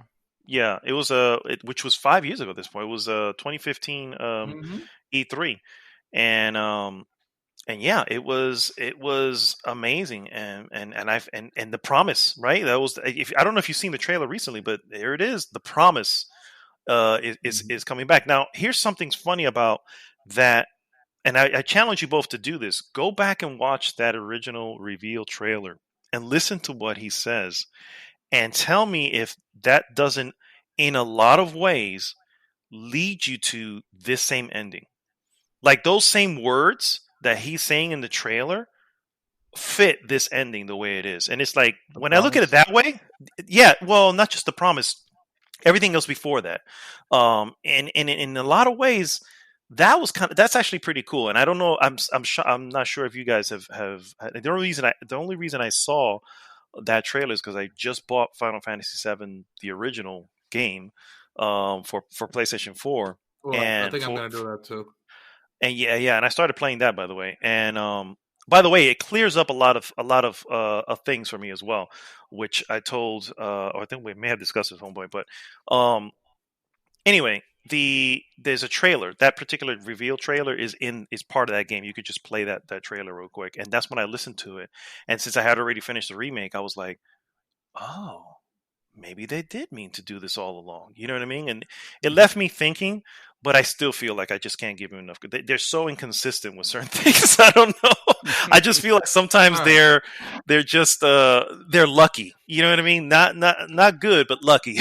You know, let me ask you guys this. Now that you know the truth about the Whispers and how they're trying to protect, because what they're trying to do is protect the original timeline so it could happen exactly as it happened before. What do you guys think of it? Again, those are some holes. If you really dig deep, there are holes. Now, I started digging kind of deep because I was just like, okay, so that's their purpose. Now you start thinking back at the times that you saw them pop up. Why were they popping up, right? And there was one that I could not answer, and that was when they first appear in the slums outside of Seventh Heaven. It's like, what the hell were they there for? If they only come out to well, let me finish it. I think I figured it out. Okay. But because I started playing the original Final Fantasy VII again, and I was just like, oh, I get it now. So in the original, Barrett pays him the money, and Tifa and him talk about it, and he obviously Cloud does not like the amount that he got paid, but at some point he goes, they both come to the conclusion, don't worry, on the next one we got you. That wasn't what happened in the remake. In the remake, he literally got his money and got extra on top of that, and then was dismissed, saying, we're not going to need your service for the next one. You know what I mean? And so that's what yeah, I pieced that together, but I pieced it together when I started playing. I was like, oh, that's what's different there. That's the thing they needed to fix. But how so? Where was Jesse's storyline? How does Jesse's storyline fit into that if that's not part of the timeline? Oh, that's just expanding on the game, honestly. But it's the timeline, right? We're saying we need to make sure that we're honoring that's the point of said Whispers, to honor the original timeline and make sure things roll in that direction. Maybe it's saying the and this is just me speculating, of course. You guys are the ones that could potentially change destiny. These other characters are kind of inconsequential. It's not it's not trying to be the butterfly effect where, oh, this thing was a little different. Oh, it needs to be changed because this could have like incredible repercussions. This is maybe saying more like, well, it's about, Cloud and Tifa and Barrett. But true, it's about Cloud. Cloud could have easily met his end at the hand of a real soldier on a bike, because that was a real soldier on a bike that that you're having to fight against. If that would have happened, the Whispers know. The Whispers, exactly. Okay. Oh, okay. All right. There's one thing to consider. First off, remember they're extending a at most 10-hour section of a game into 30, 40-hour into a 40-hour game, right?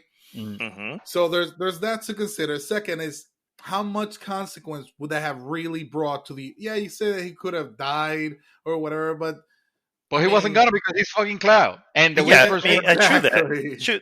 And I 100% agree that obviously that's the whole deal. He's not going to. But if he becomes in danger to do so, you figured, hey, they're intervening to make sure he just gets back with that group. That was you know what I'm saying, that was probably bound to happen anyway, because Tifa was probably going to be like, no, we really should get his ass back into this for the Mako 5 reactor. You know what I mean? So if they were willing to intervene for that small of a thing, that large of a detour off the main story, that's what I'm saying. And I'm not No. That's not a small thing.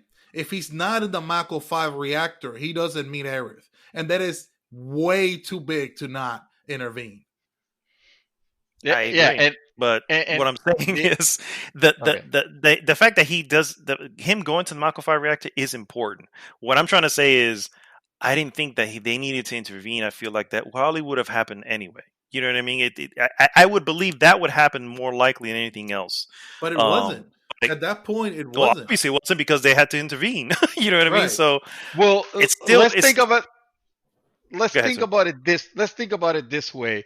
If the whispers are an entity that are meaning to intervene whenever they feel like something that happens that they might do could alter the timeline, and they choose not to intervene in a particular section, is because that particular section wouldn't have been relevant. Exactly. That's exactly how I saw it. Yeah, basically they're working as an all-knowing entity. If they know the future, but we assume, right? Yeah, you're saying that's how you took it, but really, in the end, that's how you have to take it, because otherwise, any other way wouldn't make sense.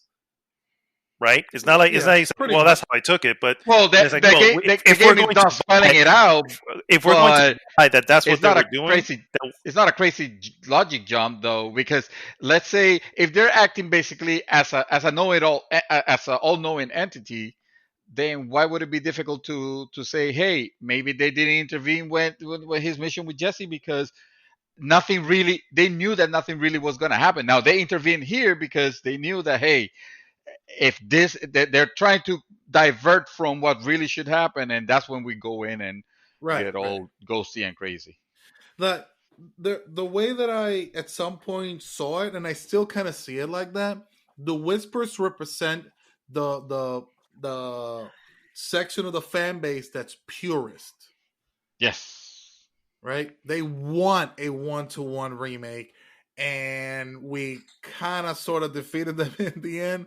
And the line that Aerith says there, that beyond this portal, there's boundless, terrifying freedom. It's literally the developer saying, whatever we're going to do next is terrifying because everybody may hate us for it. We don't know. We fucking don't know. Honestly, it's, hey, we don't know. You guys don't know. We don't know either. Right. That's what's making it so terrifying. Well, because they may very well fuck up the entire thing, and everybody may very well hate them for it. That has got to be terrifying. They're going out and treading on entirely new ground, and they have all this freedom to do whatever they want with the story because the arbiters of fate and destiny has been defeated. Yes. That's how I saw it. Yeah. Yeah, I mean, again, we almost have to take it that way. You know what I mean? It's like there really is no. I know you said that there's some people who are like, I don't think that's what they mean. I'm like, I don't think you're looking at it correctly then, because it's clearly what they're trying. I mean, it is clear that that's what they were going for, and I think it's clear even before looking into the lore or videos about whatever. I was like, I get it. That's what they were. That's clear that that's what they were doing. I didn't know that that's what the ultimate thing of the ghost, that had to be the whispers, like I said, I got a little bit more of that in the videos, but the fact that they were going against the grain was pretty obvious in that ending. It was Oh yeah. it was literally in your face at that point. I didn't need to have those videos explain that point. It was okay, so they're clearly wanting to go against what happened, and that kind of fills in the blanks as to why we're seeing flashbacks of stuff that wouldn't have happened yet. You know what I mean? No, It's like, but okay, yeah, What future a, like future premonition forwards, happened. flash forwards. We're watching in some of those. We're like, wait a minute, So, why are they showing? Yeah, go ahead. what do you guys think of Zach being alive, I love it. surviving that encounter? I fucking love it. I honestly, for fucking me, love it it. was if Wedge and Biggs are alive, why not? You know what I mean? Okay.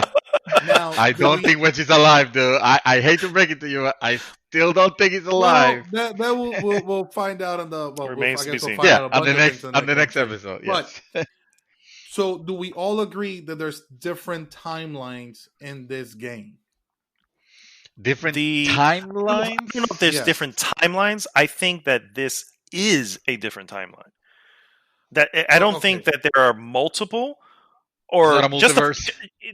just the fact that there's a different timeline will probably suggest that there's multiple. But what I think is this, what we're looking at, is a different timeline.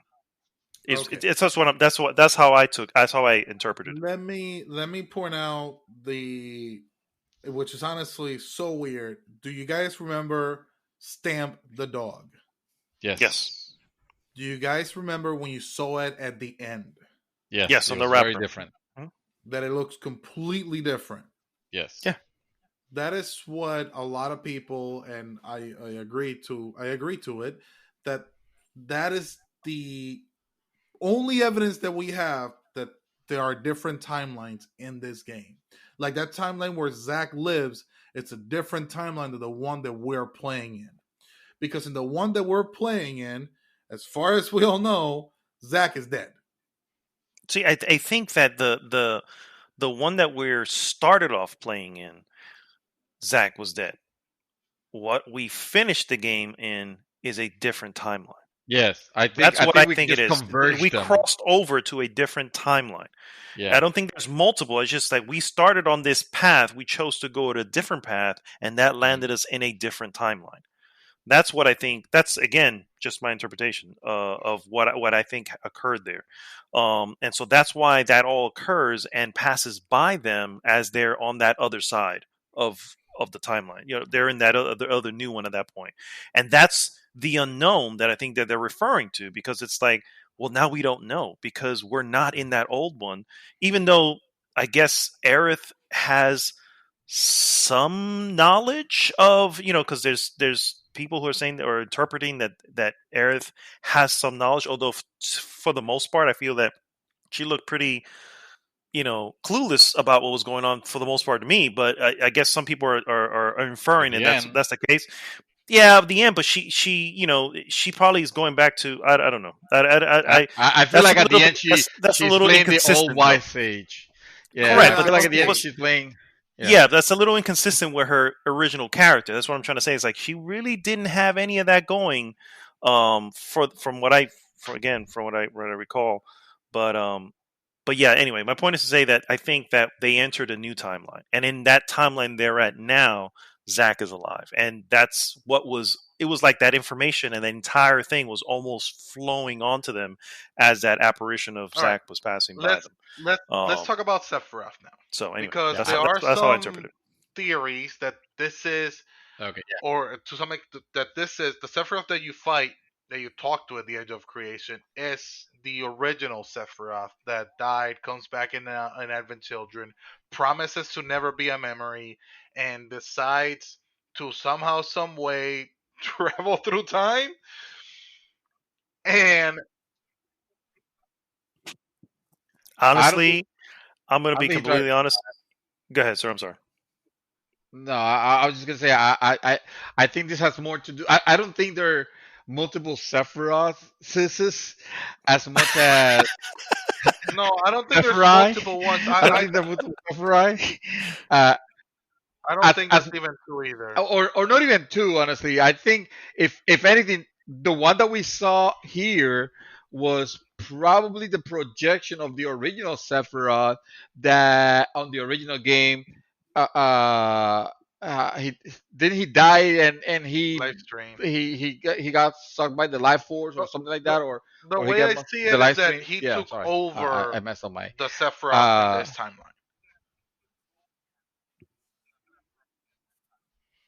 Because well, is there No. this There's time? definitely a Obviously, it's Sephiroth a in this character timeline. number You already see the 2039, I clones think. of him. Those clones So we don't know. were Shinra trying to replicate Sephiroth. Yeah, those are the reunion clones. So okay, so those are the let's- reunion clones. Okay, the way I saw it is that his consciousness traveled through time, which I know it's absolutely bonkers, but at this point, what the fuck, right? Right.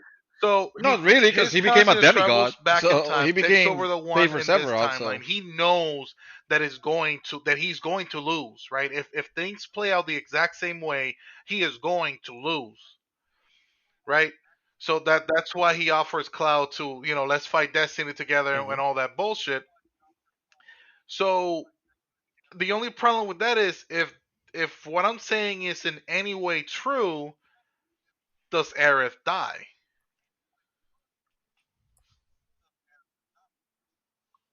Because if Aerith dies, that's how he loses in the first one, in the original one. Honestly, my problem with that is that is why I think that can. When I started seeing people, it's like it's one of those things. Like if you change that, I feel that will literally be like you made such a bold choice for this path that you want to take us on, and you will now make a cowardly choice by taking that away. You know what I'm saying? And I get it because hey, I want to subvert and well. Are you have it? Don't you have it backwards? Because I think removing the death of Aerith to be the bold move. I think it would be keeping it the same, the cowardly. I think it would be a cowardly move because everybody's always wanted Aerith back. Everybody swore there was a way to get Aerith back. There was something, and you can find videos for the last 2 decades, for the record, not something new, for the last 2 decades that prove Aerith should have been part of whatever towards the end of the original Final Fantasy. No. Yeah, if you hack it with a game genie, maybe, but yeah. She no. Meant to die. There was actual proof. Or well, I don't know a proof, but basically there are actual points that people can look at in the original game going, this is proof why Aerith, should have existed past this certain point. There's scenes towards the very end. Yeah. Late into the game. Correct, yeah. Which again, at the time was an extremely bold decision to do. But what? That doesn't the fact that it was they decided to change the canon, not change the canon because they were creating the canon. If it was putting it on paper, doesn't matter what what they did. They decided for her to if they decided to kill her. I thought it had an incredible emotional impact. Now you go ahead and take away that on the new remake, and you don't think the fan base is going to be up in arms? Why they are? Yeah. This is the quintessential point. That's what I'm saying. That's why I think it's bold for them to try that. I think now you're taking bold to a whole different level, and it's just like no. Now we're just going to undo. It's at that point. It's like okay, so now the motivating factor that Cloud has is no longer there. You know what I'm saying? The biggest part of one of the best parts of the original Final Fantasy VII, okay, was how you, as the player, had to completely rethink what you did, how you fought as you went into Disc 2. Because she dies at the end of Disc 1. In Disc 2 felt to me like a new game because now the strategy that I have already built by having her part of my party is out the window. It's but that's gameplay. I'm talking about the story. Yes, but it's what do you think this is? This is storytelling being done through gameplay. That's part of it. That's that loss. It's a loss for the character, but it's also a loss for you as the player because to be clear, I'm not advocating that they're gonna No, remove it. of course I'm not. No, saying I that know, I if I know. was the person that had to make that choice to either leave the story as is, because this is how the fans expect it to be, and make it different to subvert their expectations, I will have to be pretty fucking bold to go in and press the button on no, let's keep her alive, because if I deviate, I'm See, the gonna. problem, I think honestly, I think for I think that there's a large portion of the Oh, fans who I don't want Aerith to die. no, I'm sorry, That's but what I. I But that's not believe Final that the Fantasy. That's majority, not Final No, I Fantasy. get anybody it. that's played the I get it. original I is think that 7. there's. I think expecting her to die. So, there's two things. no. Yeah, I exactly. 100%. I 100% can tell you, and you can by all means you can just go look that shit up. There are people. There are Right, lots of people who do not want her to die, who were like, you know what, this is great, and are appreciating this story because obviously they're not the same ones. The ones who don't like this right. ending is because it's going completely against what it was before. The ones who are liking this ending, outside of us here, obviously, um, or I think anyway, the ones who do like this ending have that little bit of hope going, well, maybe Aerith is going to make it on this one. You know, maybe she doesn't die. If we have Biggs and all these people living, you know, this is, I swear to God, look it up. These are things that are being said. And this is before the game was released. There are people who didn't want Aerith to die. Hello, Right. I was one of them at one point. You But know what I if mean? you It's don't like, kill her, you don't kill her. You don't. If you don't kill her, you're going against this very same thing that they're criticizing, which is, well, They this are changed my. two. This is I not mean, my going off Final by what I Fantasy, said so a far, 7. mind you, taking into consideration that this could be the original Sephiroth and all that fun mhm. shit. There are two ways that this could work out. Either she dies before she can cast Holy, so she'll die at another point in the story before she gets to the Temple of the Ancients, or they kill Tifa, and you still get and Oh, well, no, now we're well, just because you gotta go with picking people you to kill have now. to go with someone that has We're that making this Game emotional of Thrones. value, and you're not gonna pick Sid, you're not gonna pick Vincent. Barrett is way too far. Well, Then kill you will definitely Cloud. have to rethink the way you play. You will definitely have to rethink Hey, the way you play. hey, hey, hey, hey! You have Sack, Yo, the perfect replacement. yo, that is Fixed it. that is You know what? that is Wrote it. so scary. You know it's a fact. You know it's a fact. I'm gonna tell you right now that a Sack is one. I mean, say what you will, his Crisis Core being a shit game, but Sack was a more likable character than Cloud ever was. Period. Bar none. I know. It I is mean, shocking. no, I'm positive that I got to do that. I mean, talk about this. Talk about losing your Yeah, yeah, audience. no, I don't. I That know. would be immediately a quick way to do it. You know what? But Ain't nobody likes that shit. Kojima did it with Metal Gear Solid too.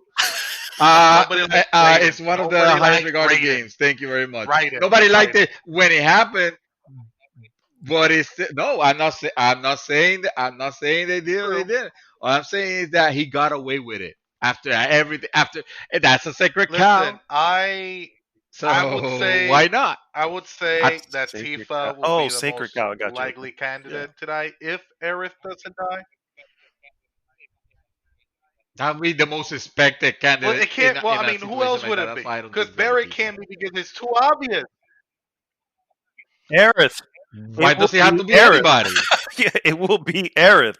That's it. Just It will be leave it as Aerith. is. Yeah, I mean, It will be Aerith. There's no contention on Mind that. It will you, be Aerith. It and to can't be all and anybody to else. anybody listening, I this don't. is Yes, okay. I utter don't and think they're going to complete undo that. speculation because this is going off the limb that this Oh, for Sephiroth Hey, sure. Yeah, yeah. yeah. knows that if he kills Aerith, he's going to lose. So if he kills Aerith after she casts Holy, he has to do But it. if it, He has to do it before. Obviously, that's going off that premise that Sephiroth does know he's going like, to lose, which, as far as I know, it looks like he does. So I get it, but if we're replacing the death of Aerith with the death of Tifa, we're not really doing anything fucking different. We might as well leave it at Aerith because it's the same shit. And now, if you want to subvert the player's expectation, No. kill the main fucking character. That's subverting the expectation because you will never expect. I know I don't want that to happen, but I'm saying if they were to do something drastic, they're not gonna kill fucking Tifa because killing Tifa, killing Aerith is it's you're just retreading. You're just doing the exact same thing. You're just changing the name. Now you kill And you this kill is this is your where the player. powerless Now you had never seen terrifying that shit freedom happen. comes into play. And I can tell you that would be as much as I don't think they'll do that, and I No, don't they agree won't. with They yeah. won't. But They won't do it. That's what I'm saying. but Aerith is that the would one. be yes, but that would be very similar to the feeling you have from the first one, right? Because who are you most used to playing? Although I do play Tifa a lot, but I'm almost always on Cloud's The leader, Cloud as the person who I'm controlling, and if you're used to having him there again, the same scenario I had with the original, and that was I got used to having Aerith there the whole time. I made her this amazing healer and mage and gave her all the good stuff and whatever. And we were rolling. You know what I'm saying? It was like this was a strong ass team. I would switch the other two out, but Aerith was always there. And suddenly she was taken away from me. And now I had to completely rethink. First off, I had to come to terms with the fact that it happened because apparently that shit was real. It wasn't fake. It wasn't a dream. It wasn't an act. I was like, oh, I guess the story's going on without her. Shit. Now, what do I do? Who do I make the healer? I didn't build anybody else's up. Let me go multiply my MP plus so I can make somebody my healer. You know what I mean? So But I you had to don't have to completely worry about rethink. that happening though. But what I'm saying, this is what I'm saying. What I'm trying to say is that was how it was in the original. The same feeling would be here if they were to make that decision to kill off Cloud, even if it's temporarily, even if it kills him off in this one and we get a different Cloud from a different The timeline at return some of point. Spock. Yeah. I was literally thinking that the return of Spock. Anyway, Hey, there are two clouds evidently, no. and a third replaced That palette We're in swap two if you timelines. want the to be two different Yeah. timelines. if But you if you want to go be by Mad technical. Dog's reasoning that it's only one timeline, that cloud that we saw being carried is the same one we've been playing as. Mm. Yeah, yeah, I think it is. So what I'm trying to say is that would be a very bold move. That I would consider bold because at that point now as the player, as you yourself have to rethink how do I play this going forward if I don't have Cloud in my party? I mean, That just is play as that is Zack. an amazing I'm saying let's say you don't have Zach. He's You a know what I'm palette saying? swap, Let's say you just have the rest of the but characters. he That would be a survived I bold think he's though. move. going to be a playable It doesn't character. matter. Doesn't mean he's part of your party. Oh well, if they kill I don't Cloud, you better believe he will. Then Because then who wants a Final then there's Fantasy pointless. without a sword? And at that point, they're pointless. The move is pointless. You know, because now I again, think you're not being bold. I wouldn't say pointless because Of see course it is. you're If you're just going to put Zach into the party, you again, for some yes, reason, but you guys you're viewing it don't on the seem to- gameplay element. I'm telling you about the story wise. It'll Oh be a my huge god! thing. I swear to God, I'm gonna say this one more time. The gameplay, okay, can dictate story. You can tell story through gameplay. That's what I'm trying to say. That's exactly what happened the first time. It was like, man, not only did Cloud feel that loss as the story, as the player, I felt the loss as well because I didn't have her anymore. So I carried that loss with me into Disc 2 and Disc 3. But the fact that you cannot use anybody else to cast heal, I don't know what you put it together with the story because the story can be told and you don't necessarily. I mean, yes, it will have a gameplay impact. I get it, but the Which is gameplay also itself funny. I doesn't don't know, necessarily man. have to If you dictate put Zach as how a the playable how the character just story to goes. literally That's replace not how these Cloud, games are made. it's just basically a push. Then it's not as bold. Yeah, exactly. It's not a bold choice anymore. A bold choice would be to And say get what no you did. replace. Hey, let's get Kill Cloud off.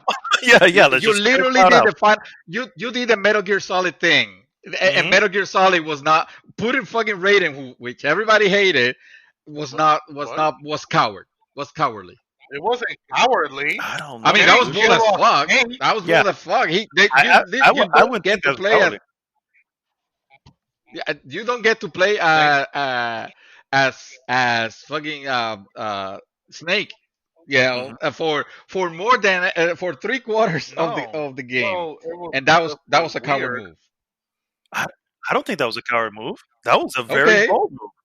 and all right, and for all intents and purposes, Snake played pretty similar as Raiden plays very similar to Snake.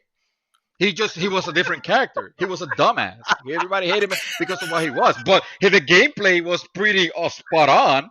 Yes. The gameplay was pretty spot on.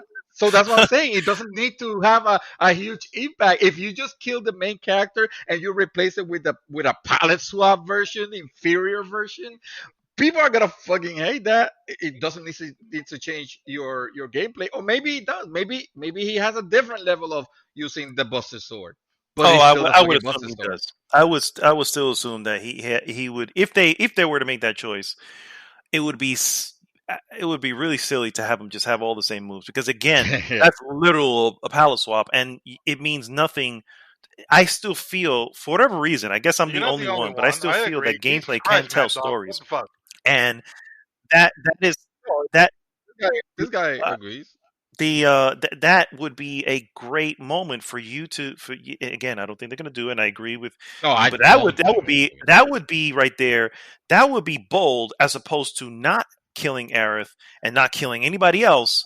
That would be cowardice because now you're saying well we don't need to That's a that's the Disney problem That's with Disney. That's fucking Disney exactly yeah, at that's that what I'm point. that was the problem. Yeah, that's the Yeah. problem with how many shows and shit that I was talking about. Walking Dead, all these characters suddenly people love and they don't want to let them go, and it's like, oh, we They can't have all because the these fans plot like them. armor. Like, no, go with what the story goes. You know what I mean? It's annoying. Yeah, yeah, exactly. Plot armor. Thank you. That's exactly what they have, and so that's what ends up happening here. Aerith suddenly has plot armor. You know what I mean? And no, we can't kill her off. Well, what the hell? That's a cowardly move, and but that would be an awesome replacement and bold if they were to do your choice, Dreamy. Not your choice, but I don't your want theory to. or your idea. Or whatever. I'm just thinking the everything if in this game, which the first one call it a streak of luck or lightning in the bottle, but they were incredibly good at completely coming out of left field with you're subverting your expectations. Mhm. It was really good with subverting your expectations of it. Uh, to then come with the second one and give you the exact same thing that you were expecting, then everything that was done in the first one is wasted. It means nothing, Not because at at the end all. of the day, they You can decided you can to. you can still play with it in the sense story wise in the actual narrative. You can still play with it. Maybe you reveal, hey, this is what's going to happen to me. This is what I know is going to happen to me. This is what we need to change. And then you have this entire plot try to change that fucking outcome and it still fails. Or it happens in a different way. Like it's one of those things where you know what? There's just things you cannot change. You know what I'm saying? There's just elements that you cannot change. Maybe the whispers jump in this point. This cannot change because if it does, we're never going to get to that to an ending that won't have a meteor striking the earth. You know what I mean? So that's still possible to do. You can still keep that element Yeah, and I in I this was mean, gonna say case first off, bringing the whispers reveal it. back will be kind of I don't think we're gonna see dumb. I don't think we're I gonna don't. see the Yeah, I don't whispers want the again, whispers back at all. At and all. I don't think that Sephiroth will end up calling Meteor either.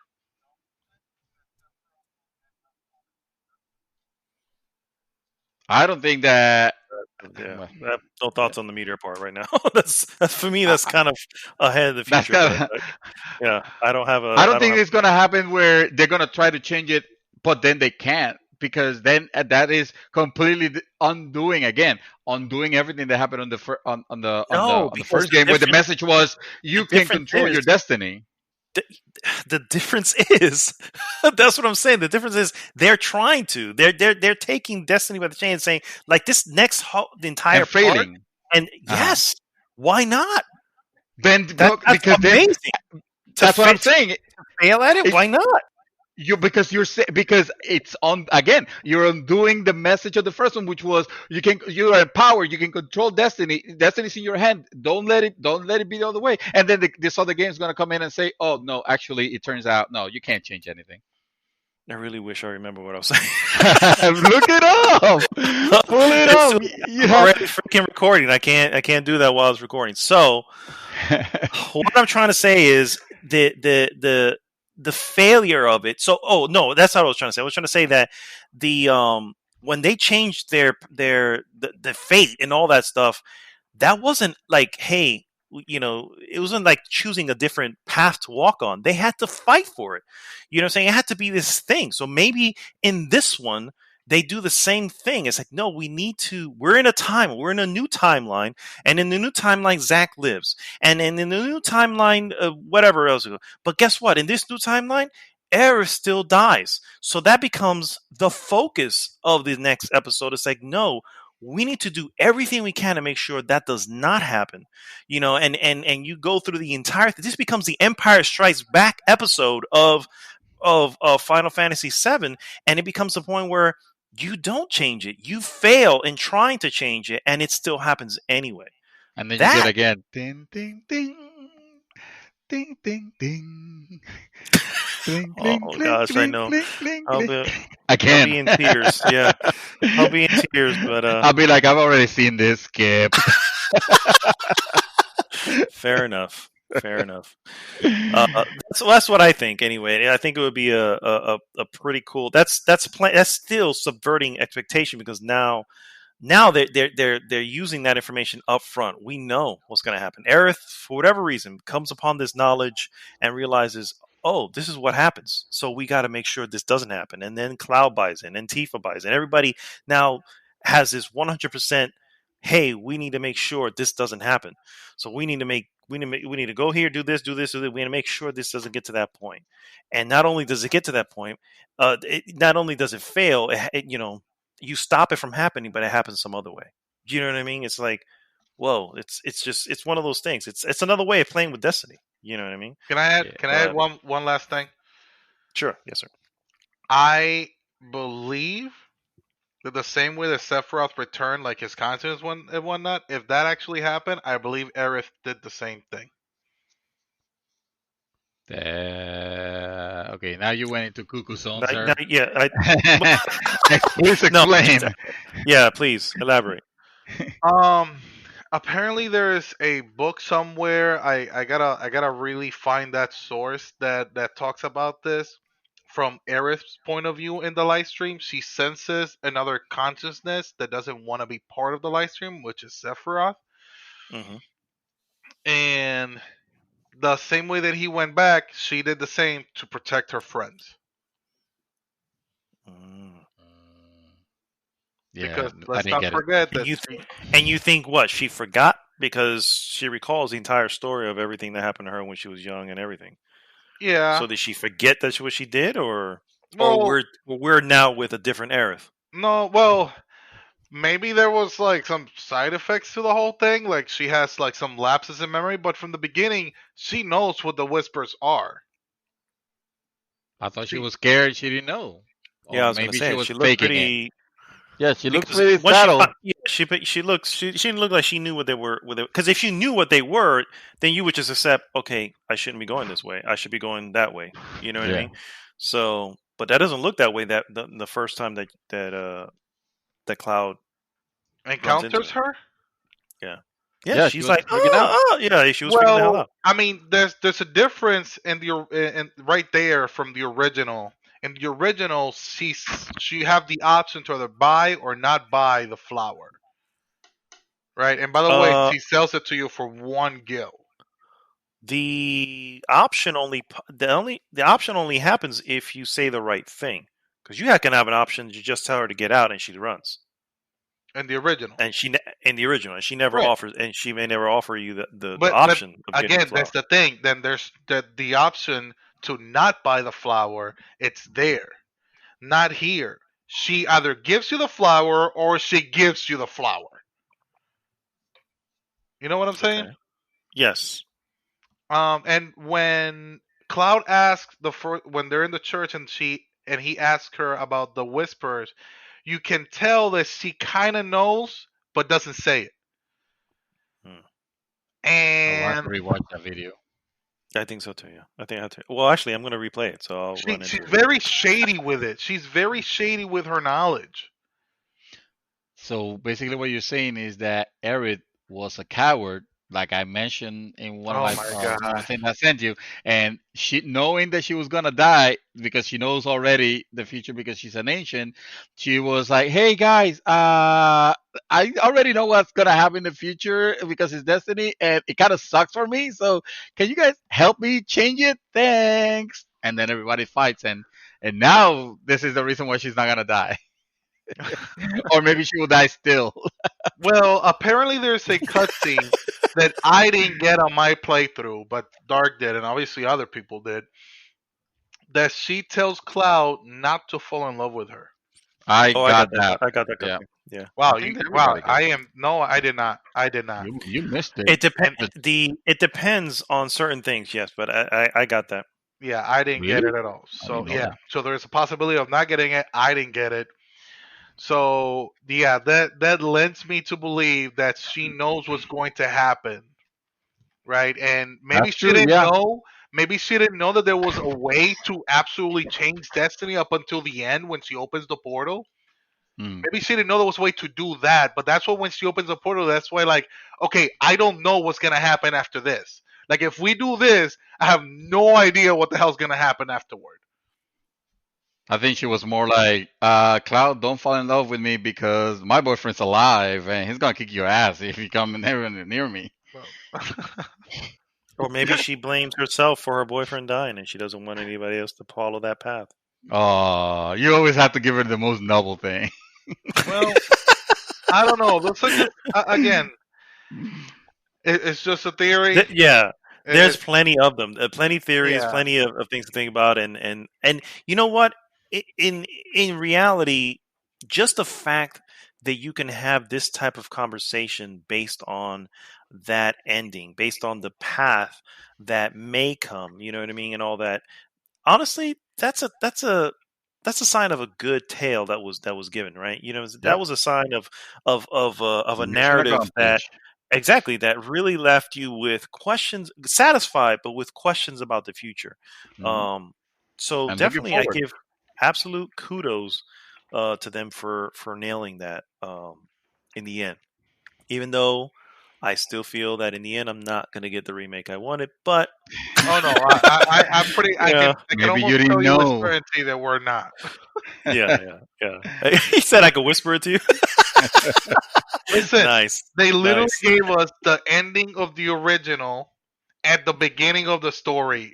I mean, There you're you not go. gonna repeat the same ending at the end again, are you? Because No, that'd be weird. that'd be That would weird. be Yeah. weird. Yeah. That would be extremely weird. Give me my Omni Slash though.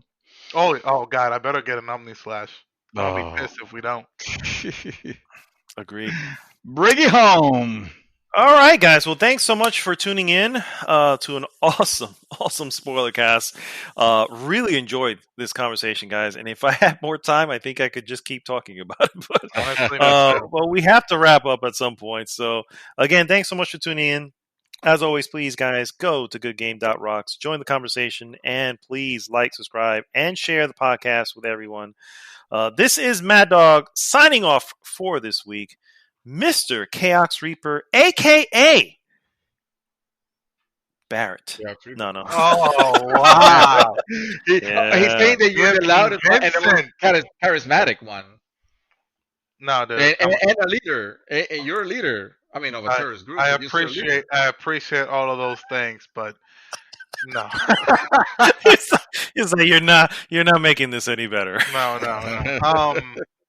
So I just want to thank you all for joining us in this like wild speculation and assumption that we made of this game, of the ending of this. Well, actually, the whole story of the game.